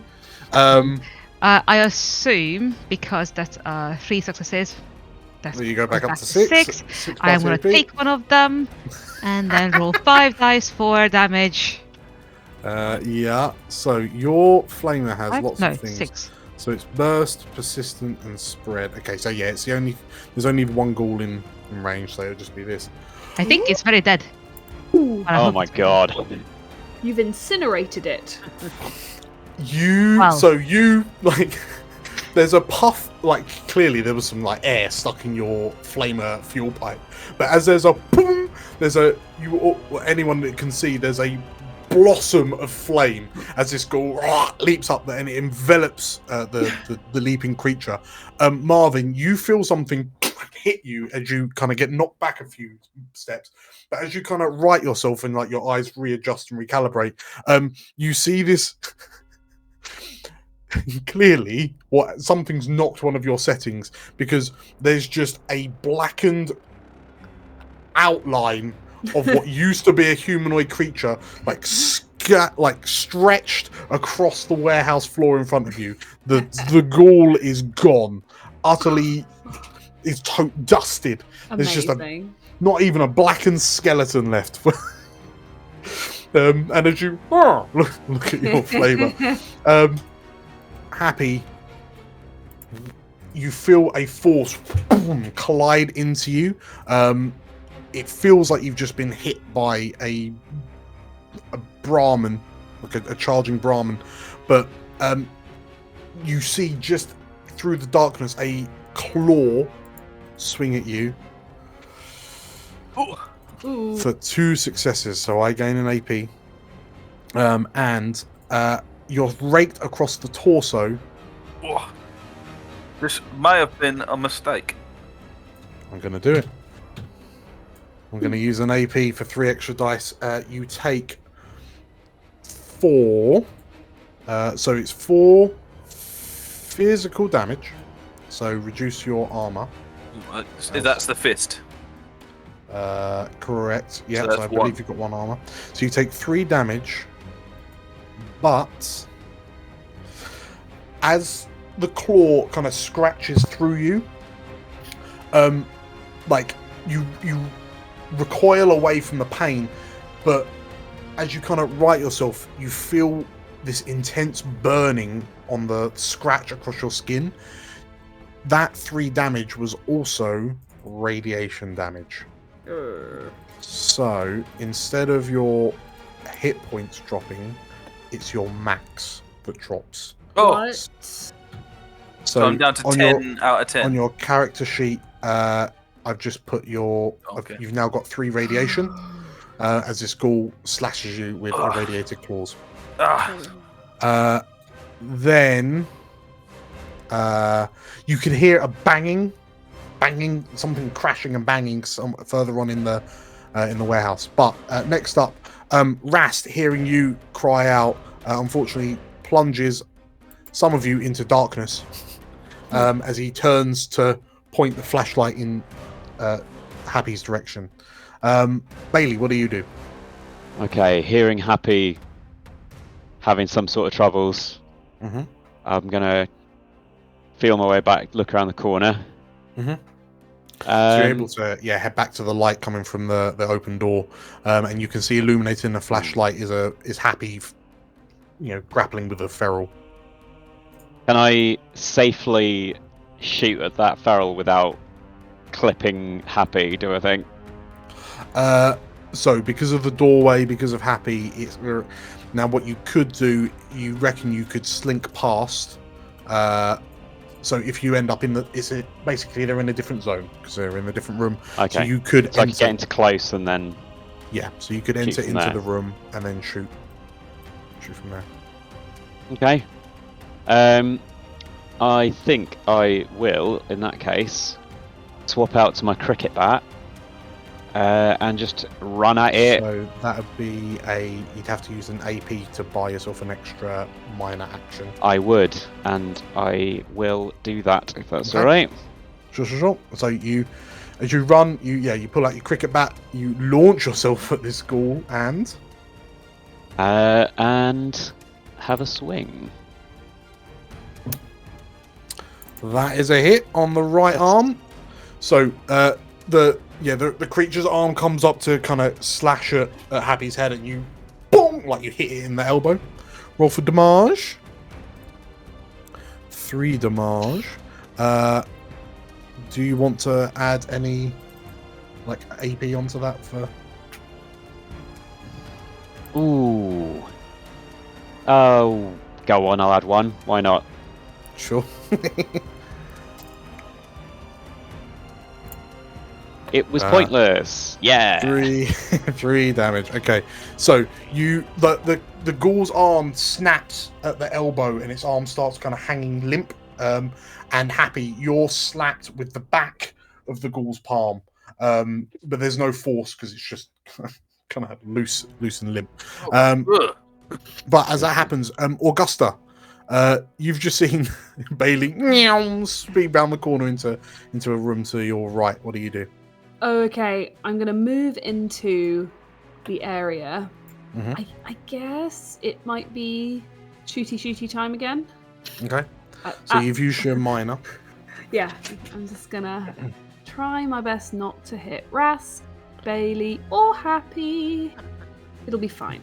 It's a matrix shot, this one. It will be fine. Are you using Please don't an roll any AP? complications. I think I'd quite like to use an AP, and that will allow. Wait a minute, what will that do You again? gotta spend it to earn it. Yeah. What will that do again? It'll allow me to Give you a third give me dice. a third dice. Okay. 30-20. Let's go. 30-20. Roll it. That's 1 success. You aim and like you're trying to thread the needle. You pull the trigger, Yeah. and it looks like the bullet's gonna hit the door frame and stop. Do you want to spend a luck point? Yeah, I do.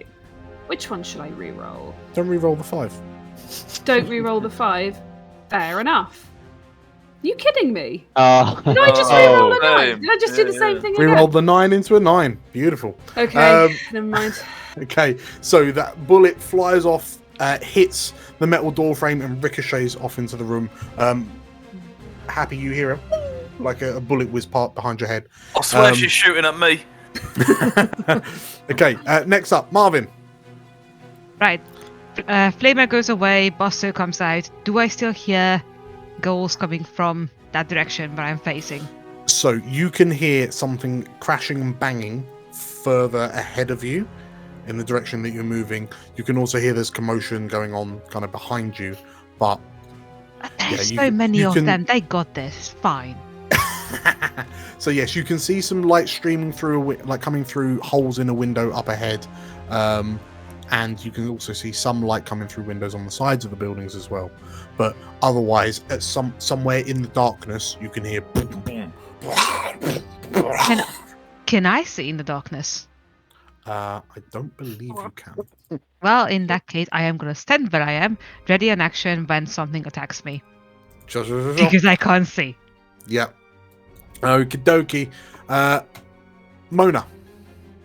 Mona isn't overly great at assisting anyone, is she, really? Two utter failures. I mean, you could try what you tried in the first one and throw your laser pistol at someone. Yeah. So I'll just run towards the ghoul that's attacking Happy. So Sure, use sure. my minor action to move into that zone. Yeah. I'll use Okay. another AP to move up to the ghoul, surround it. So you're able to just, if you're going into close, you're able to go in, but you. Oh, is that not going to cost me an AP? No. No. If Okay, you want to cool. change weapons, though. Oh. Right. I mean, I haven't actually chosen a weapon yet. No, But- that's fair. So right now you're I going just in with want your to. I just fists. want to stab it in the head with a knife. Okay, so that'll be an AP what I to wanna do. change to the knife. Okay. And then roll to hit. Okay. I haven't actually done any combat actions yet, so this could be fun. Yeah. So a combat knife is produced from your belt, and you Yeah. hit with 1 success In the arm, apparently. I wasn't aiming for the head either. in the arm. Yeah. That Or just maybe- confirms what Happy thinks. Yes. Yeah. Oh, it's the left arm as well, so it's the only arm it has left. Yeah. And you may roll for damage. Okay. Feel free to use an AP if you so wish. No, I will not. There we go. Ooh. It's piercing.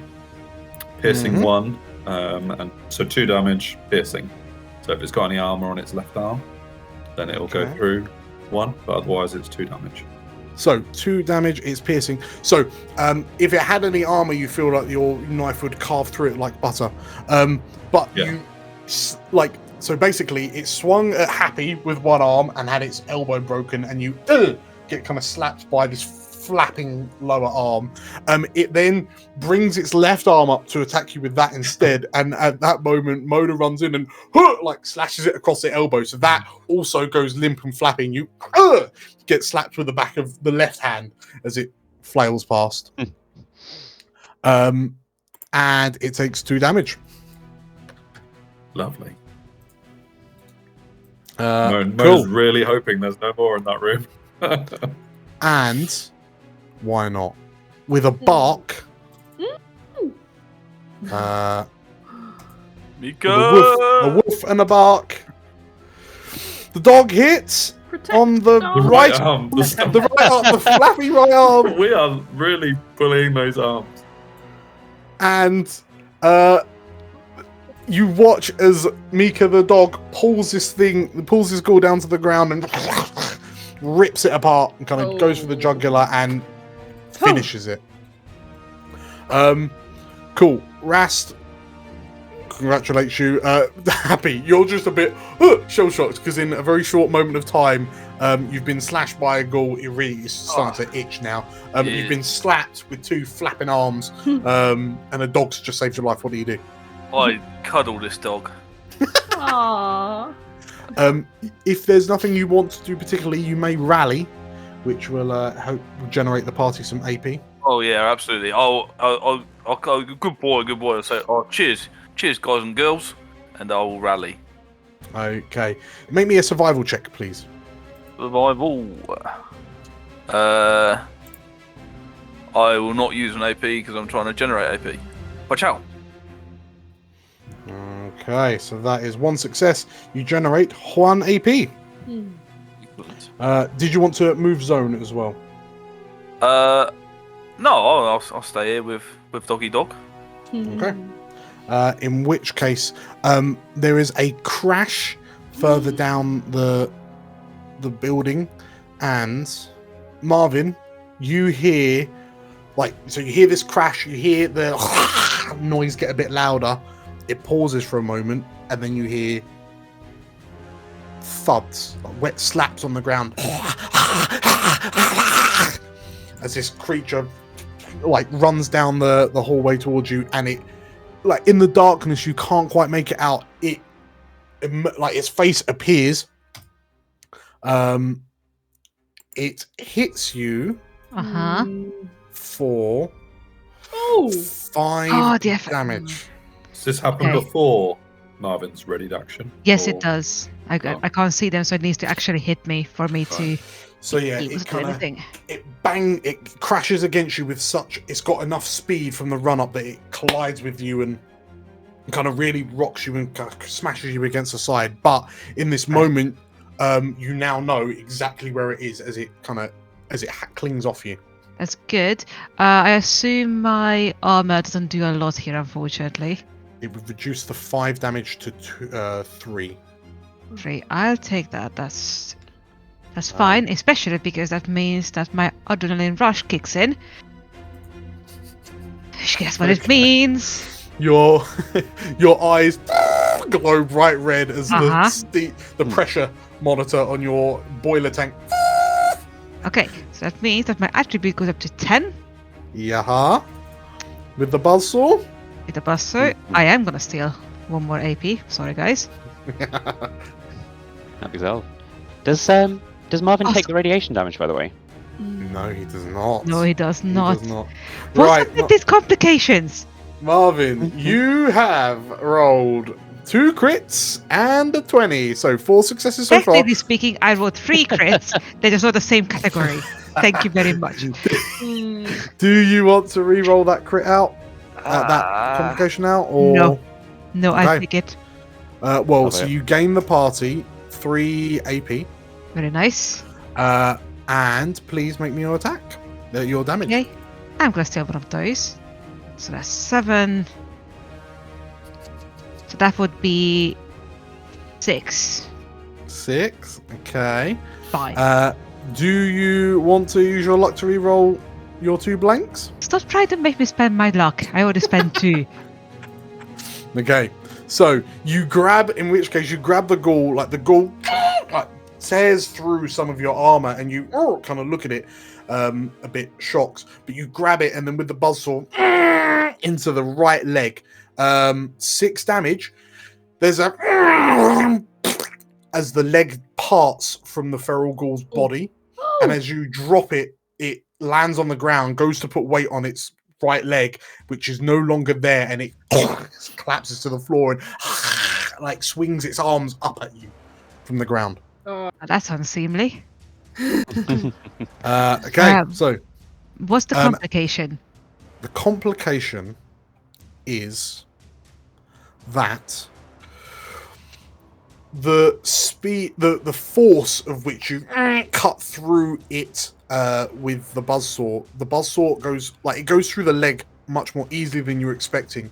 The follow through means your buzzsaw makes contact with the metal shelving and slices into the metal plating to the point where your buzzsaw is now stuck in the metalwork. So Rast, like hearing that, turns his flashlight in your direction. And I think Marvin needs help. Bailey, what do you do? You can leg it back. Oh god, Jack. I'm knackered. Remember, rule 1, cardio. If I were to spend a luck point, yes, what would my chances be of my foot bumping against an abandoned torch in this warehouse? It could be very likely for that to happen. Wonderful. Is that what you want? Is that yes, what you want to happen? I'll luck it up and see if I can find myself a torch. Let's say it's not. So it's realistically it's something that's been here for a while. You turn it on and it starts flickering. So clearly, whatever batteries are in it are very low. It's going to last 2 turns. Sweet, that'll do.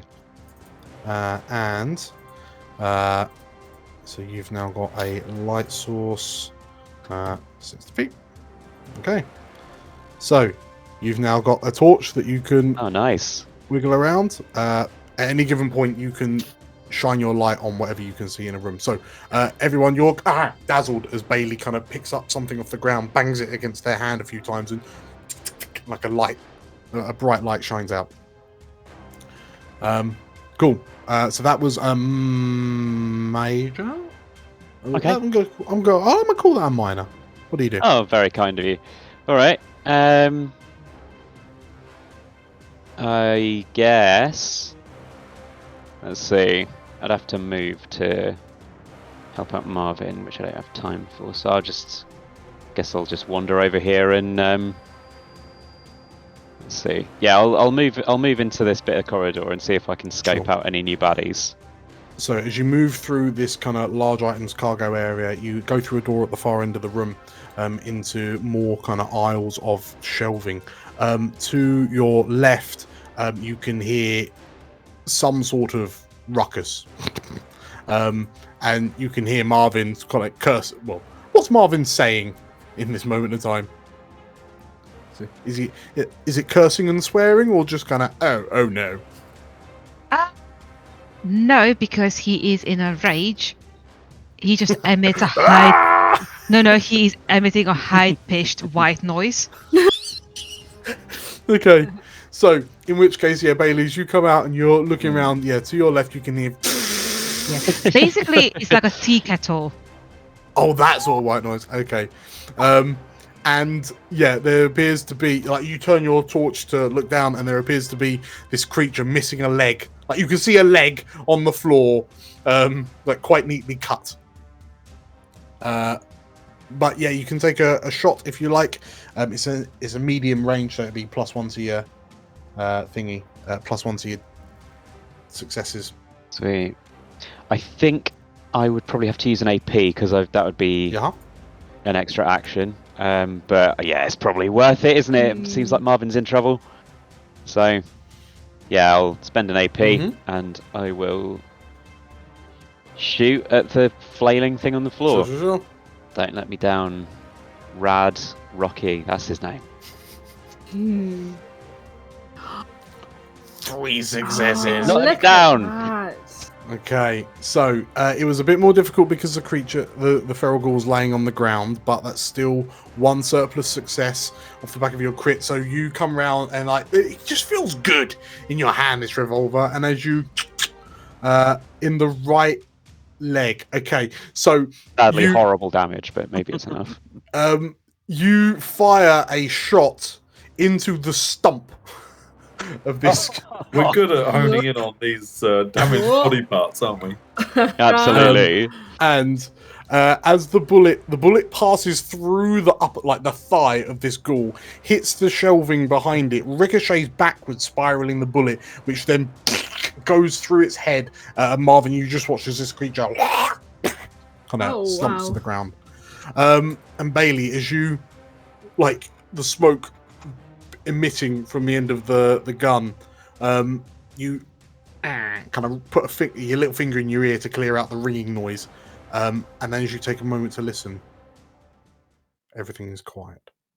The sound of Rast's voice echoing out, "Is everyone okay?" he shouts out into the gloom, as he begins kind of moving his flashlight around as he steps forward just to try and see if he can find everyone. I'm going to shout out at that point. No, I need some of your cream, Doc. He's some of the cream.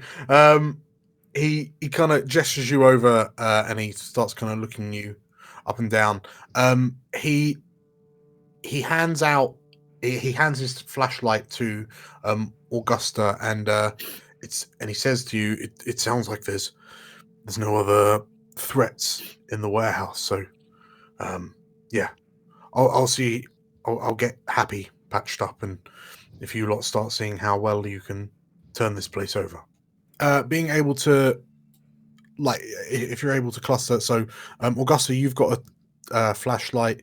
Bailey, you've got a flashlight.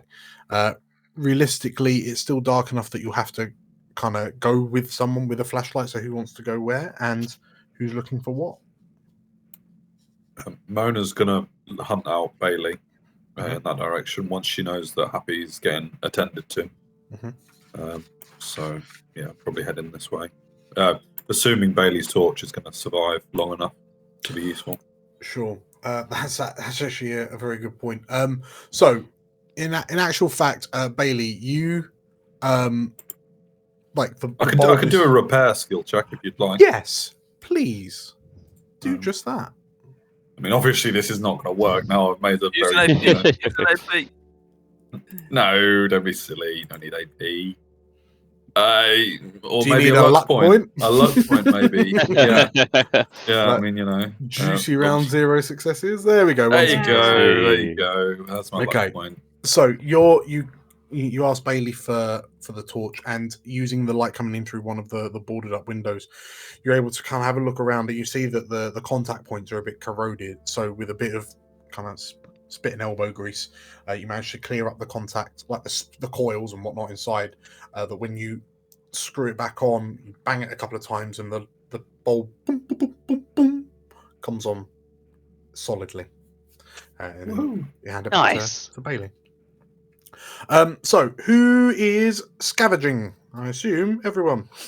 Go on. Yeah, I'd love to find something that can be, with a bit of elbow grease, turned into something that explodes.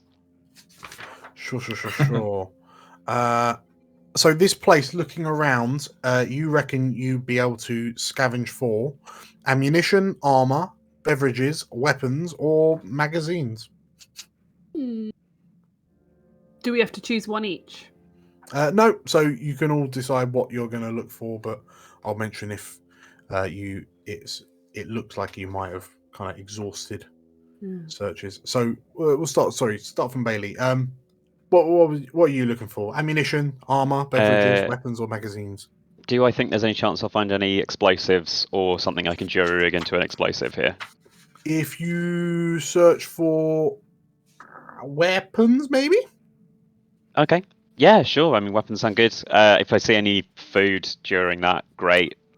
But explosives are my main priority. Okay, so roll me a perception and survival check. Will I chuck an AP at it? Nah. Okay. Should So have chucked an AP at it. you are unable to find anything. So that was that a weapons? Yeah.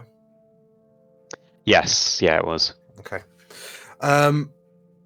Next up, Augusta. What are you choosing to look for? So it was always useful, but Augusta does love educational materials. Magazines. So, magazines, yeah. Okay. You look around, and it doesn't seem like there's going to be much in the way of magazines. However, you know that if you put a little bit of extra interest, if you put a bit more gusto, if you were to spend an action point, you would be able to roll to see if you find any magazines. Okay. So 1 action point down to 2. And what is my So perception and survival. perception and survival? Okay, so 2 successes. 2 successes. So you gain 1 action point back for the party. Okay. And please roll me a d20. So you've got a macro down in the bottom corner. So roll just a d20. Okay. Just 1 d20. Just 1 d20. It's a 6. You kind of make a noise as you kind of peer into a box. It's what is it? It's like a padded envelope, and as you carefully kind of peer inside it, it's an import of an American magazine called Fixing Things. Nice. Okay. Which you think would be really good for repairing stuff. Definitely. Thank you. I'm going to add it to my inventory. Okay. And you have a sneaking suspicion that no matter how hard you look, there won't be any other magazines That's in fine. this building. Okay. Dang it. Next up is Mona. I haven't even got time to rethink from a magazine hunt.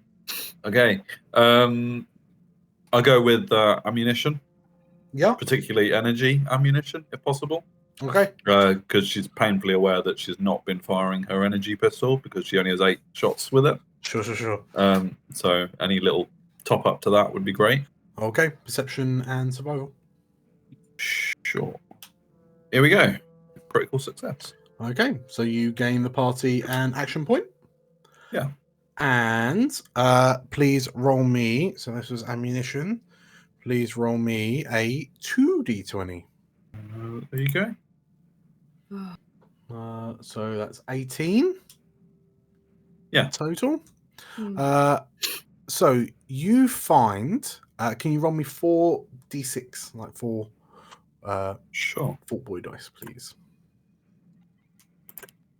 There you are. 5. You find it's tough. Like there's a lot of junk and toot. You find an ammo box that contains 14.45 rounds. Okay, nice. So that's That's cool. ammunition. Does anyone use .45? Potentially. I use them for my rifle. Revolver. Okay. Oh, revolver. Oh, even better. Cool. Happy. Yeah, well, I'm recovering, but I guess if there's any shiny things in this room or proximity, that would be wonderful. Sure. While you're being tended to by Rast, you're Yes, yeah, right. So yeah, so perception. still, I'm like, perception. Perception plus survival. And what is it you're looking for? Sorry. Beverages. Okay. A nice creative wine would be lovely. I've completed perception. Perception plus survival. 1 success. Okay, so if you're searching for beverages, you managed to. Oh, what's that over in the corner? Roll me 2d20, please. So you've got the macro d20 macro down in the bottom left, 19 and 13. which is 32. Hmm? Is it or that's a crate of rum over there. What? Crate. Crate of rum. Oh boy. Lovely. Drinks As on you you- tonight. As you peek in, because the crate is full, right? It's like one of those milk crates with the kind of diamond sections that the waters go in. And as you pull out the first one, like you just leave Rast. Yeah.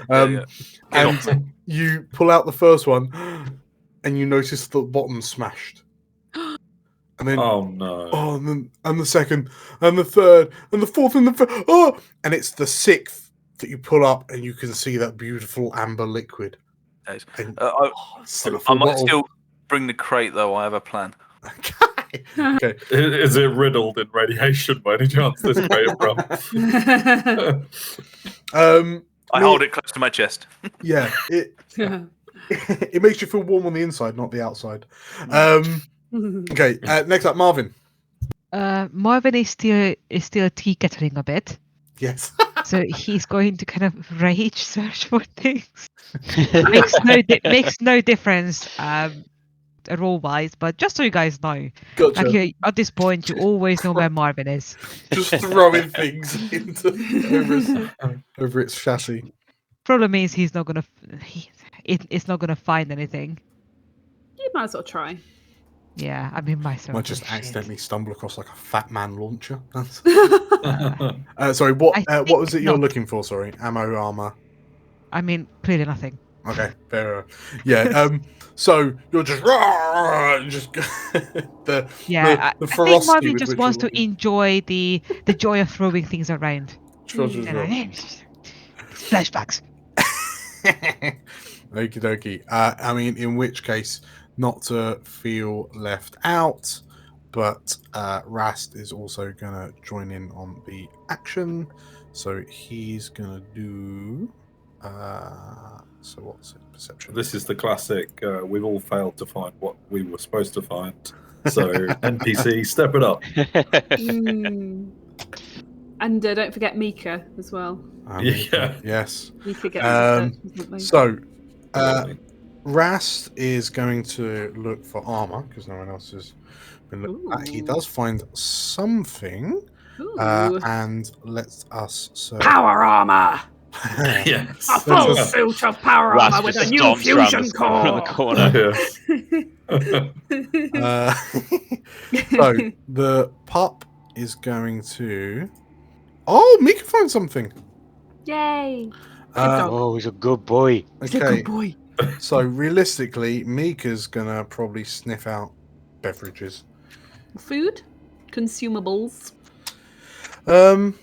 You wouldn't can't hear fi- about it though. Yeah. We've already got a beverage. Got the Yeah. rum. Yeah. Well, Rast. Ooh, he says as he pulls out a 5. There's a loud kind of scraping sound as he. Oh, what is this? And he's holding a.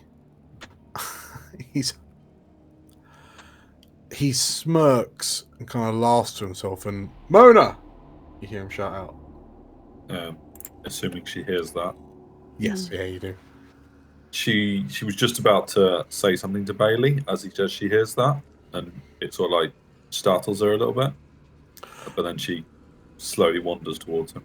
So Yeah, as you I'll come with so that you don't just walk into a wall or something. Sure.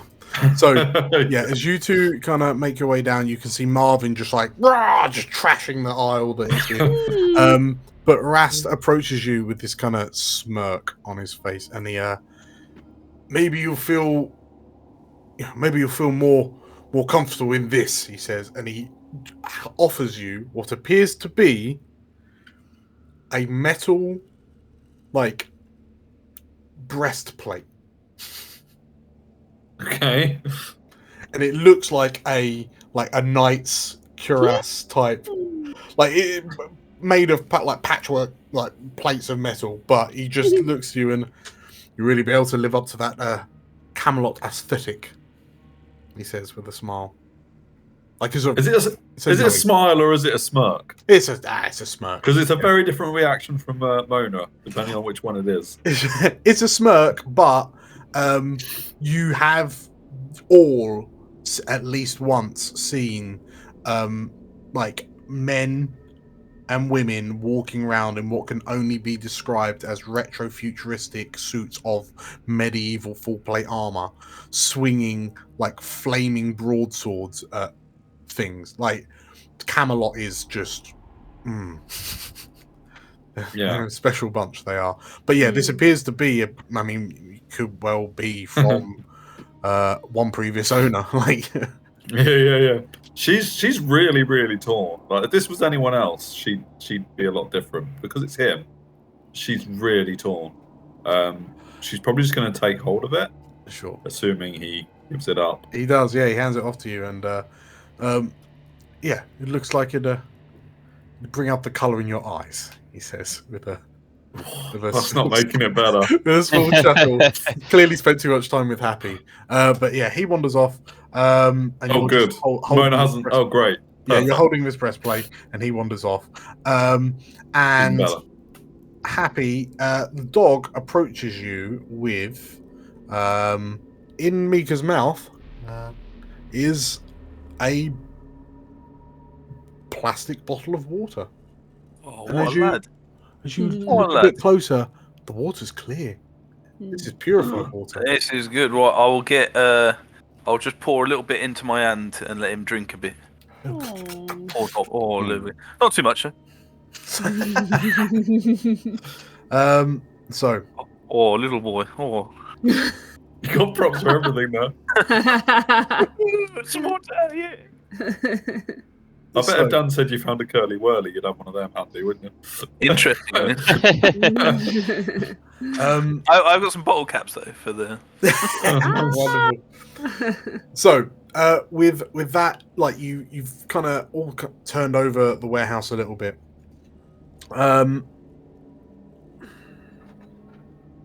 Bailey,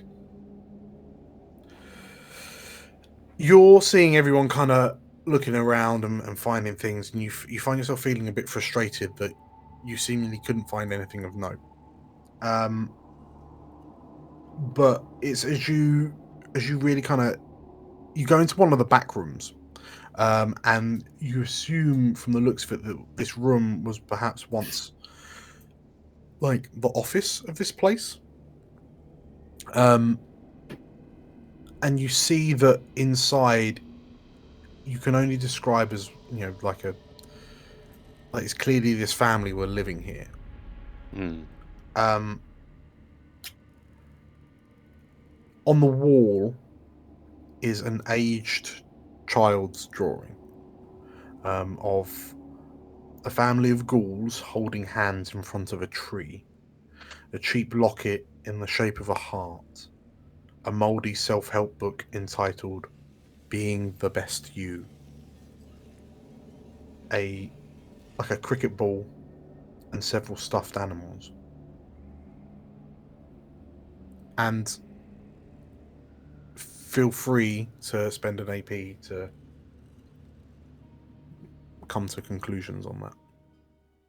Well, even without the AP, does this ghoul family look like the guys that we've just slaughtered? You can't help but notice that you are holding a drawing of a four ghoul family, presumably mummy, daddy, me, brother, and there are 4 ghoul corpses in the warehouse behind you.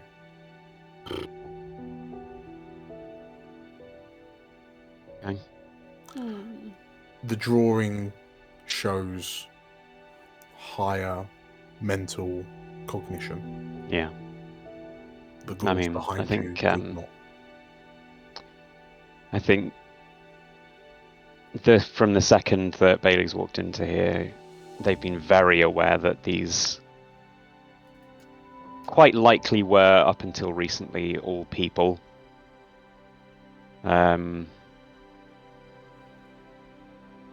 This is probably why I wasn't able to find any weapons. I was probably kind of tossing the place and walking into this room. Sure. seeing the drawing and stuff, I just sit down for a bit and. Would Mona be able to spend an AP to have noticed Bailey wandering off, or anything like that? I'll just go out of my way and say, yeah, any of you, kind of whilst you're wandering around. I mean, if nothing else, Bailey, I've got one of the only torches, so it's probably pretty obvious. Everyone can see where you are. Yeah. And yeah, Mona, you noticed Bailey disappear into a room and not come out. Could Mona just softly follow? Sure. Probably keep a distance, and just slowly sort of pad up behind Bailey gently, and just place the ammo that she found in Bailey's hand, Sure. and then just walk away. As you start walking away, you're stopped by like a tug on your coat. She stops. And they just look up at you with a very flat, kind of dead expression, just say, "Look, don't let me go out like that." It won't happen. Not to you. Well, when it does, you know what to do, all right? All right, but it doesn't. You, It doesn't happen until you've done what you need to do, and that's not yet. yeah, Not for you. yeah, you're right. And, well, worst comes to the worst, Russ gives you another one of them looks, I'll pull his arms off for you, how about that? She smiles, nods, and she says, "If I don't do it first, he's all yours." And she just squeezes her hand with the ammo in it, or the box of ammo, whatever. The 14 rounds of .45. And she says, "Oh, you found some ammo then? Nice one." Yeah, it was all over the place. Not them. She's probably As we said, "You found ammo," quite loud. Yeah.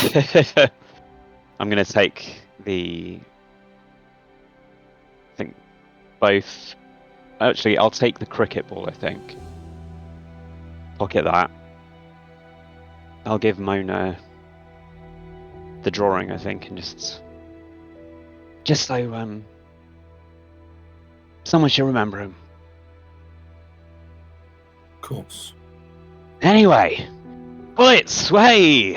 And go back out of the room. As you kind of finish that interaction, you hear Rast's voice echo out through the warehouse. I think we have what we came for. We should press on while we still have the light behind us. And he... Chance before we go that I Yes. could use a luck point to get something that is valuable. Depending on what that is. It's more that in this world, I would like something that might be valuable in terms of trade and to sell on. Yeah. Especially if we are going into Crystal Palace quite soon. Sure. I mean, anything that you're rolling for and finding now can be sold, which will be very yeah. But like anything, could I use a luck point to conveniently, as I pick up the crate, find something that's of equal value that might just be like a trinket or something?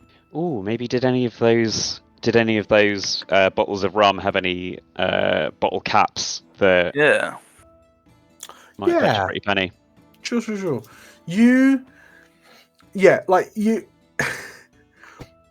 I mean, if there's any marbles, that would be great as well. So, tell you what, I'll let you use a luck point to, like, it's when you're fussing the dog. Yeah. And then you stop, and it's not a plastic bottle; it's a glass bottle of water. And then you stop and kind of go, "Wait, hang on a second." And as you straighten up and look round, you notice that you're in a room of crates and plastic crates, wooden crates of like smash bottles, and like, oh, there's only a good bottle of rum. But then it dawns on you, it's the bottoms that are broken. The caps are still on. And as everyone's kind of busy doing their thing, you're whistling to yourself as you pop off a like what is effectively. He's definitely got a bottle opener. You're just going through this. Oh, and one of his belts. Yeah. So I won't kind of specify a number, but it's just like you've got enough that you've got like a pocket full of caps. Like for all intents and purposes, you're pretty rich right now. And you're like, say a bag, right? Yeah, there we go. There we go. A pouch of caps. Cool. Wonderful. So yeah, you hear Raz, right, we go, like, let's go. He shouts out. So Actually, before we go, because I'm still rage thinking, I like what Tom did there. uh-huh. Can I also spend a luck point to find something that will basically throw me out of the rage mood? It's going like, oh, wait a minute. Sure. But I'm going to ask you what that is. I would like it to be a new piece of clothing for Bailey. In the right coloration, nothing blue. Is it a hat? If you like a hat, a jacket, a nice scarf. Let's say a scarf. Find a scarf. And it's, what would it be? Yeah,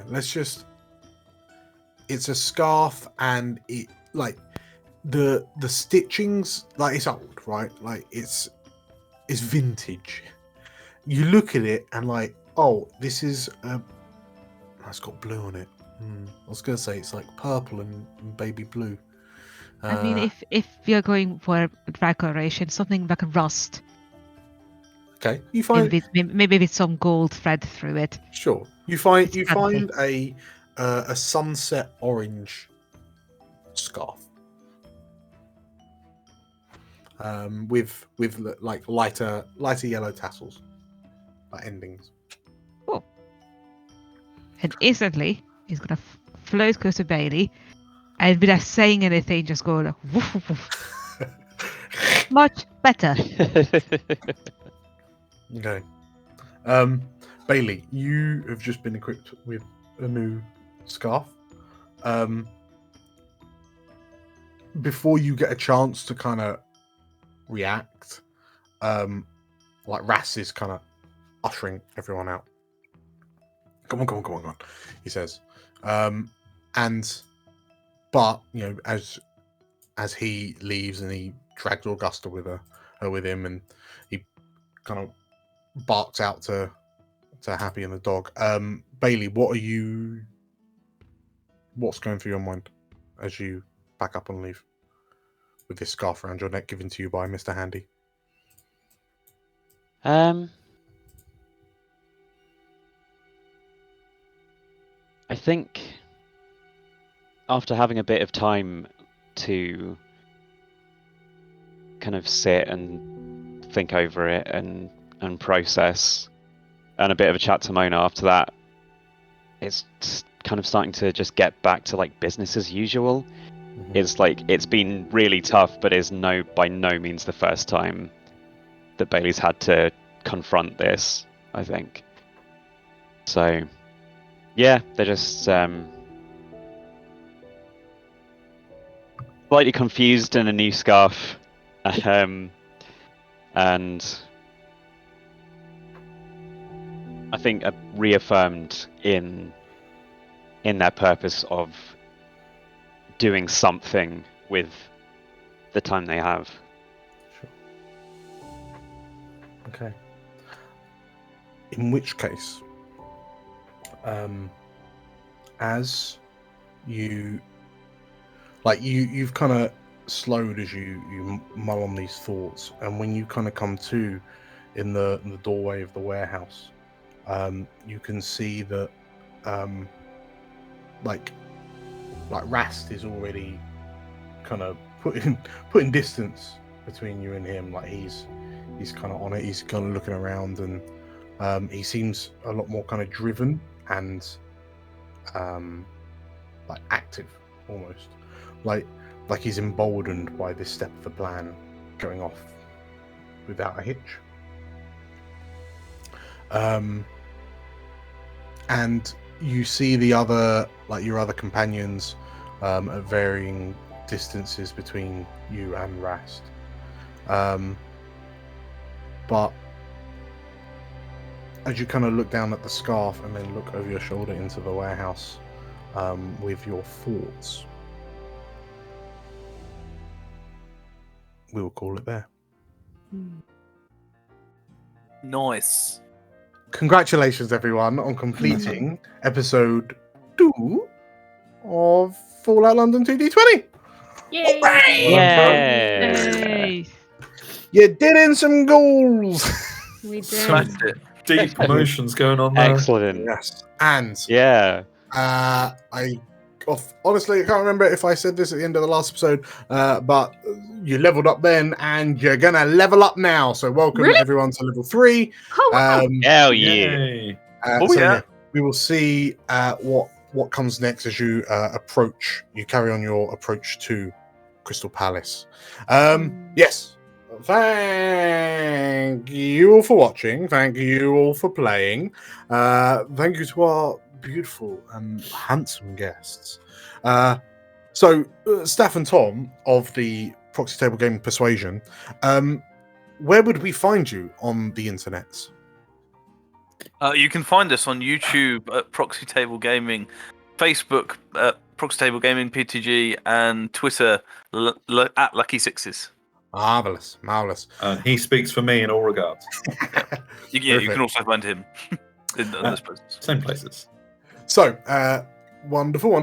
Julia and Tilda, you can find either of them in our extensive back catalogue of videos from various things that we've played in the past. And Tim, unless your secret identity is found out, I suspect we'll see you for episode 3 of the Fallout campaign. Magical. You'll never find me. Cool. Right. Well, yes. Thank you all once again. If you liked what you saw, make sure to hit the like button and leave some comments below on your favourite bits. Let's say the most impressive kill in that little combat, and make sure to hit the subscribe button for more content like this, as well as the bell icon for notifications of when we release stuff, which I should point out is very regularly. We have a podcast, and that's really cool too. So there's lots of stuff here on the channel, and you should check it out. So with that said, thank you. Thank you very much, Dan. Thank you very much. I'll see you next time. Bye. Bye.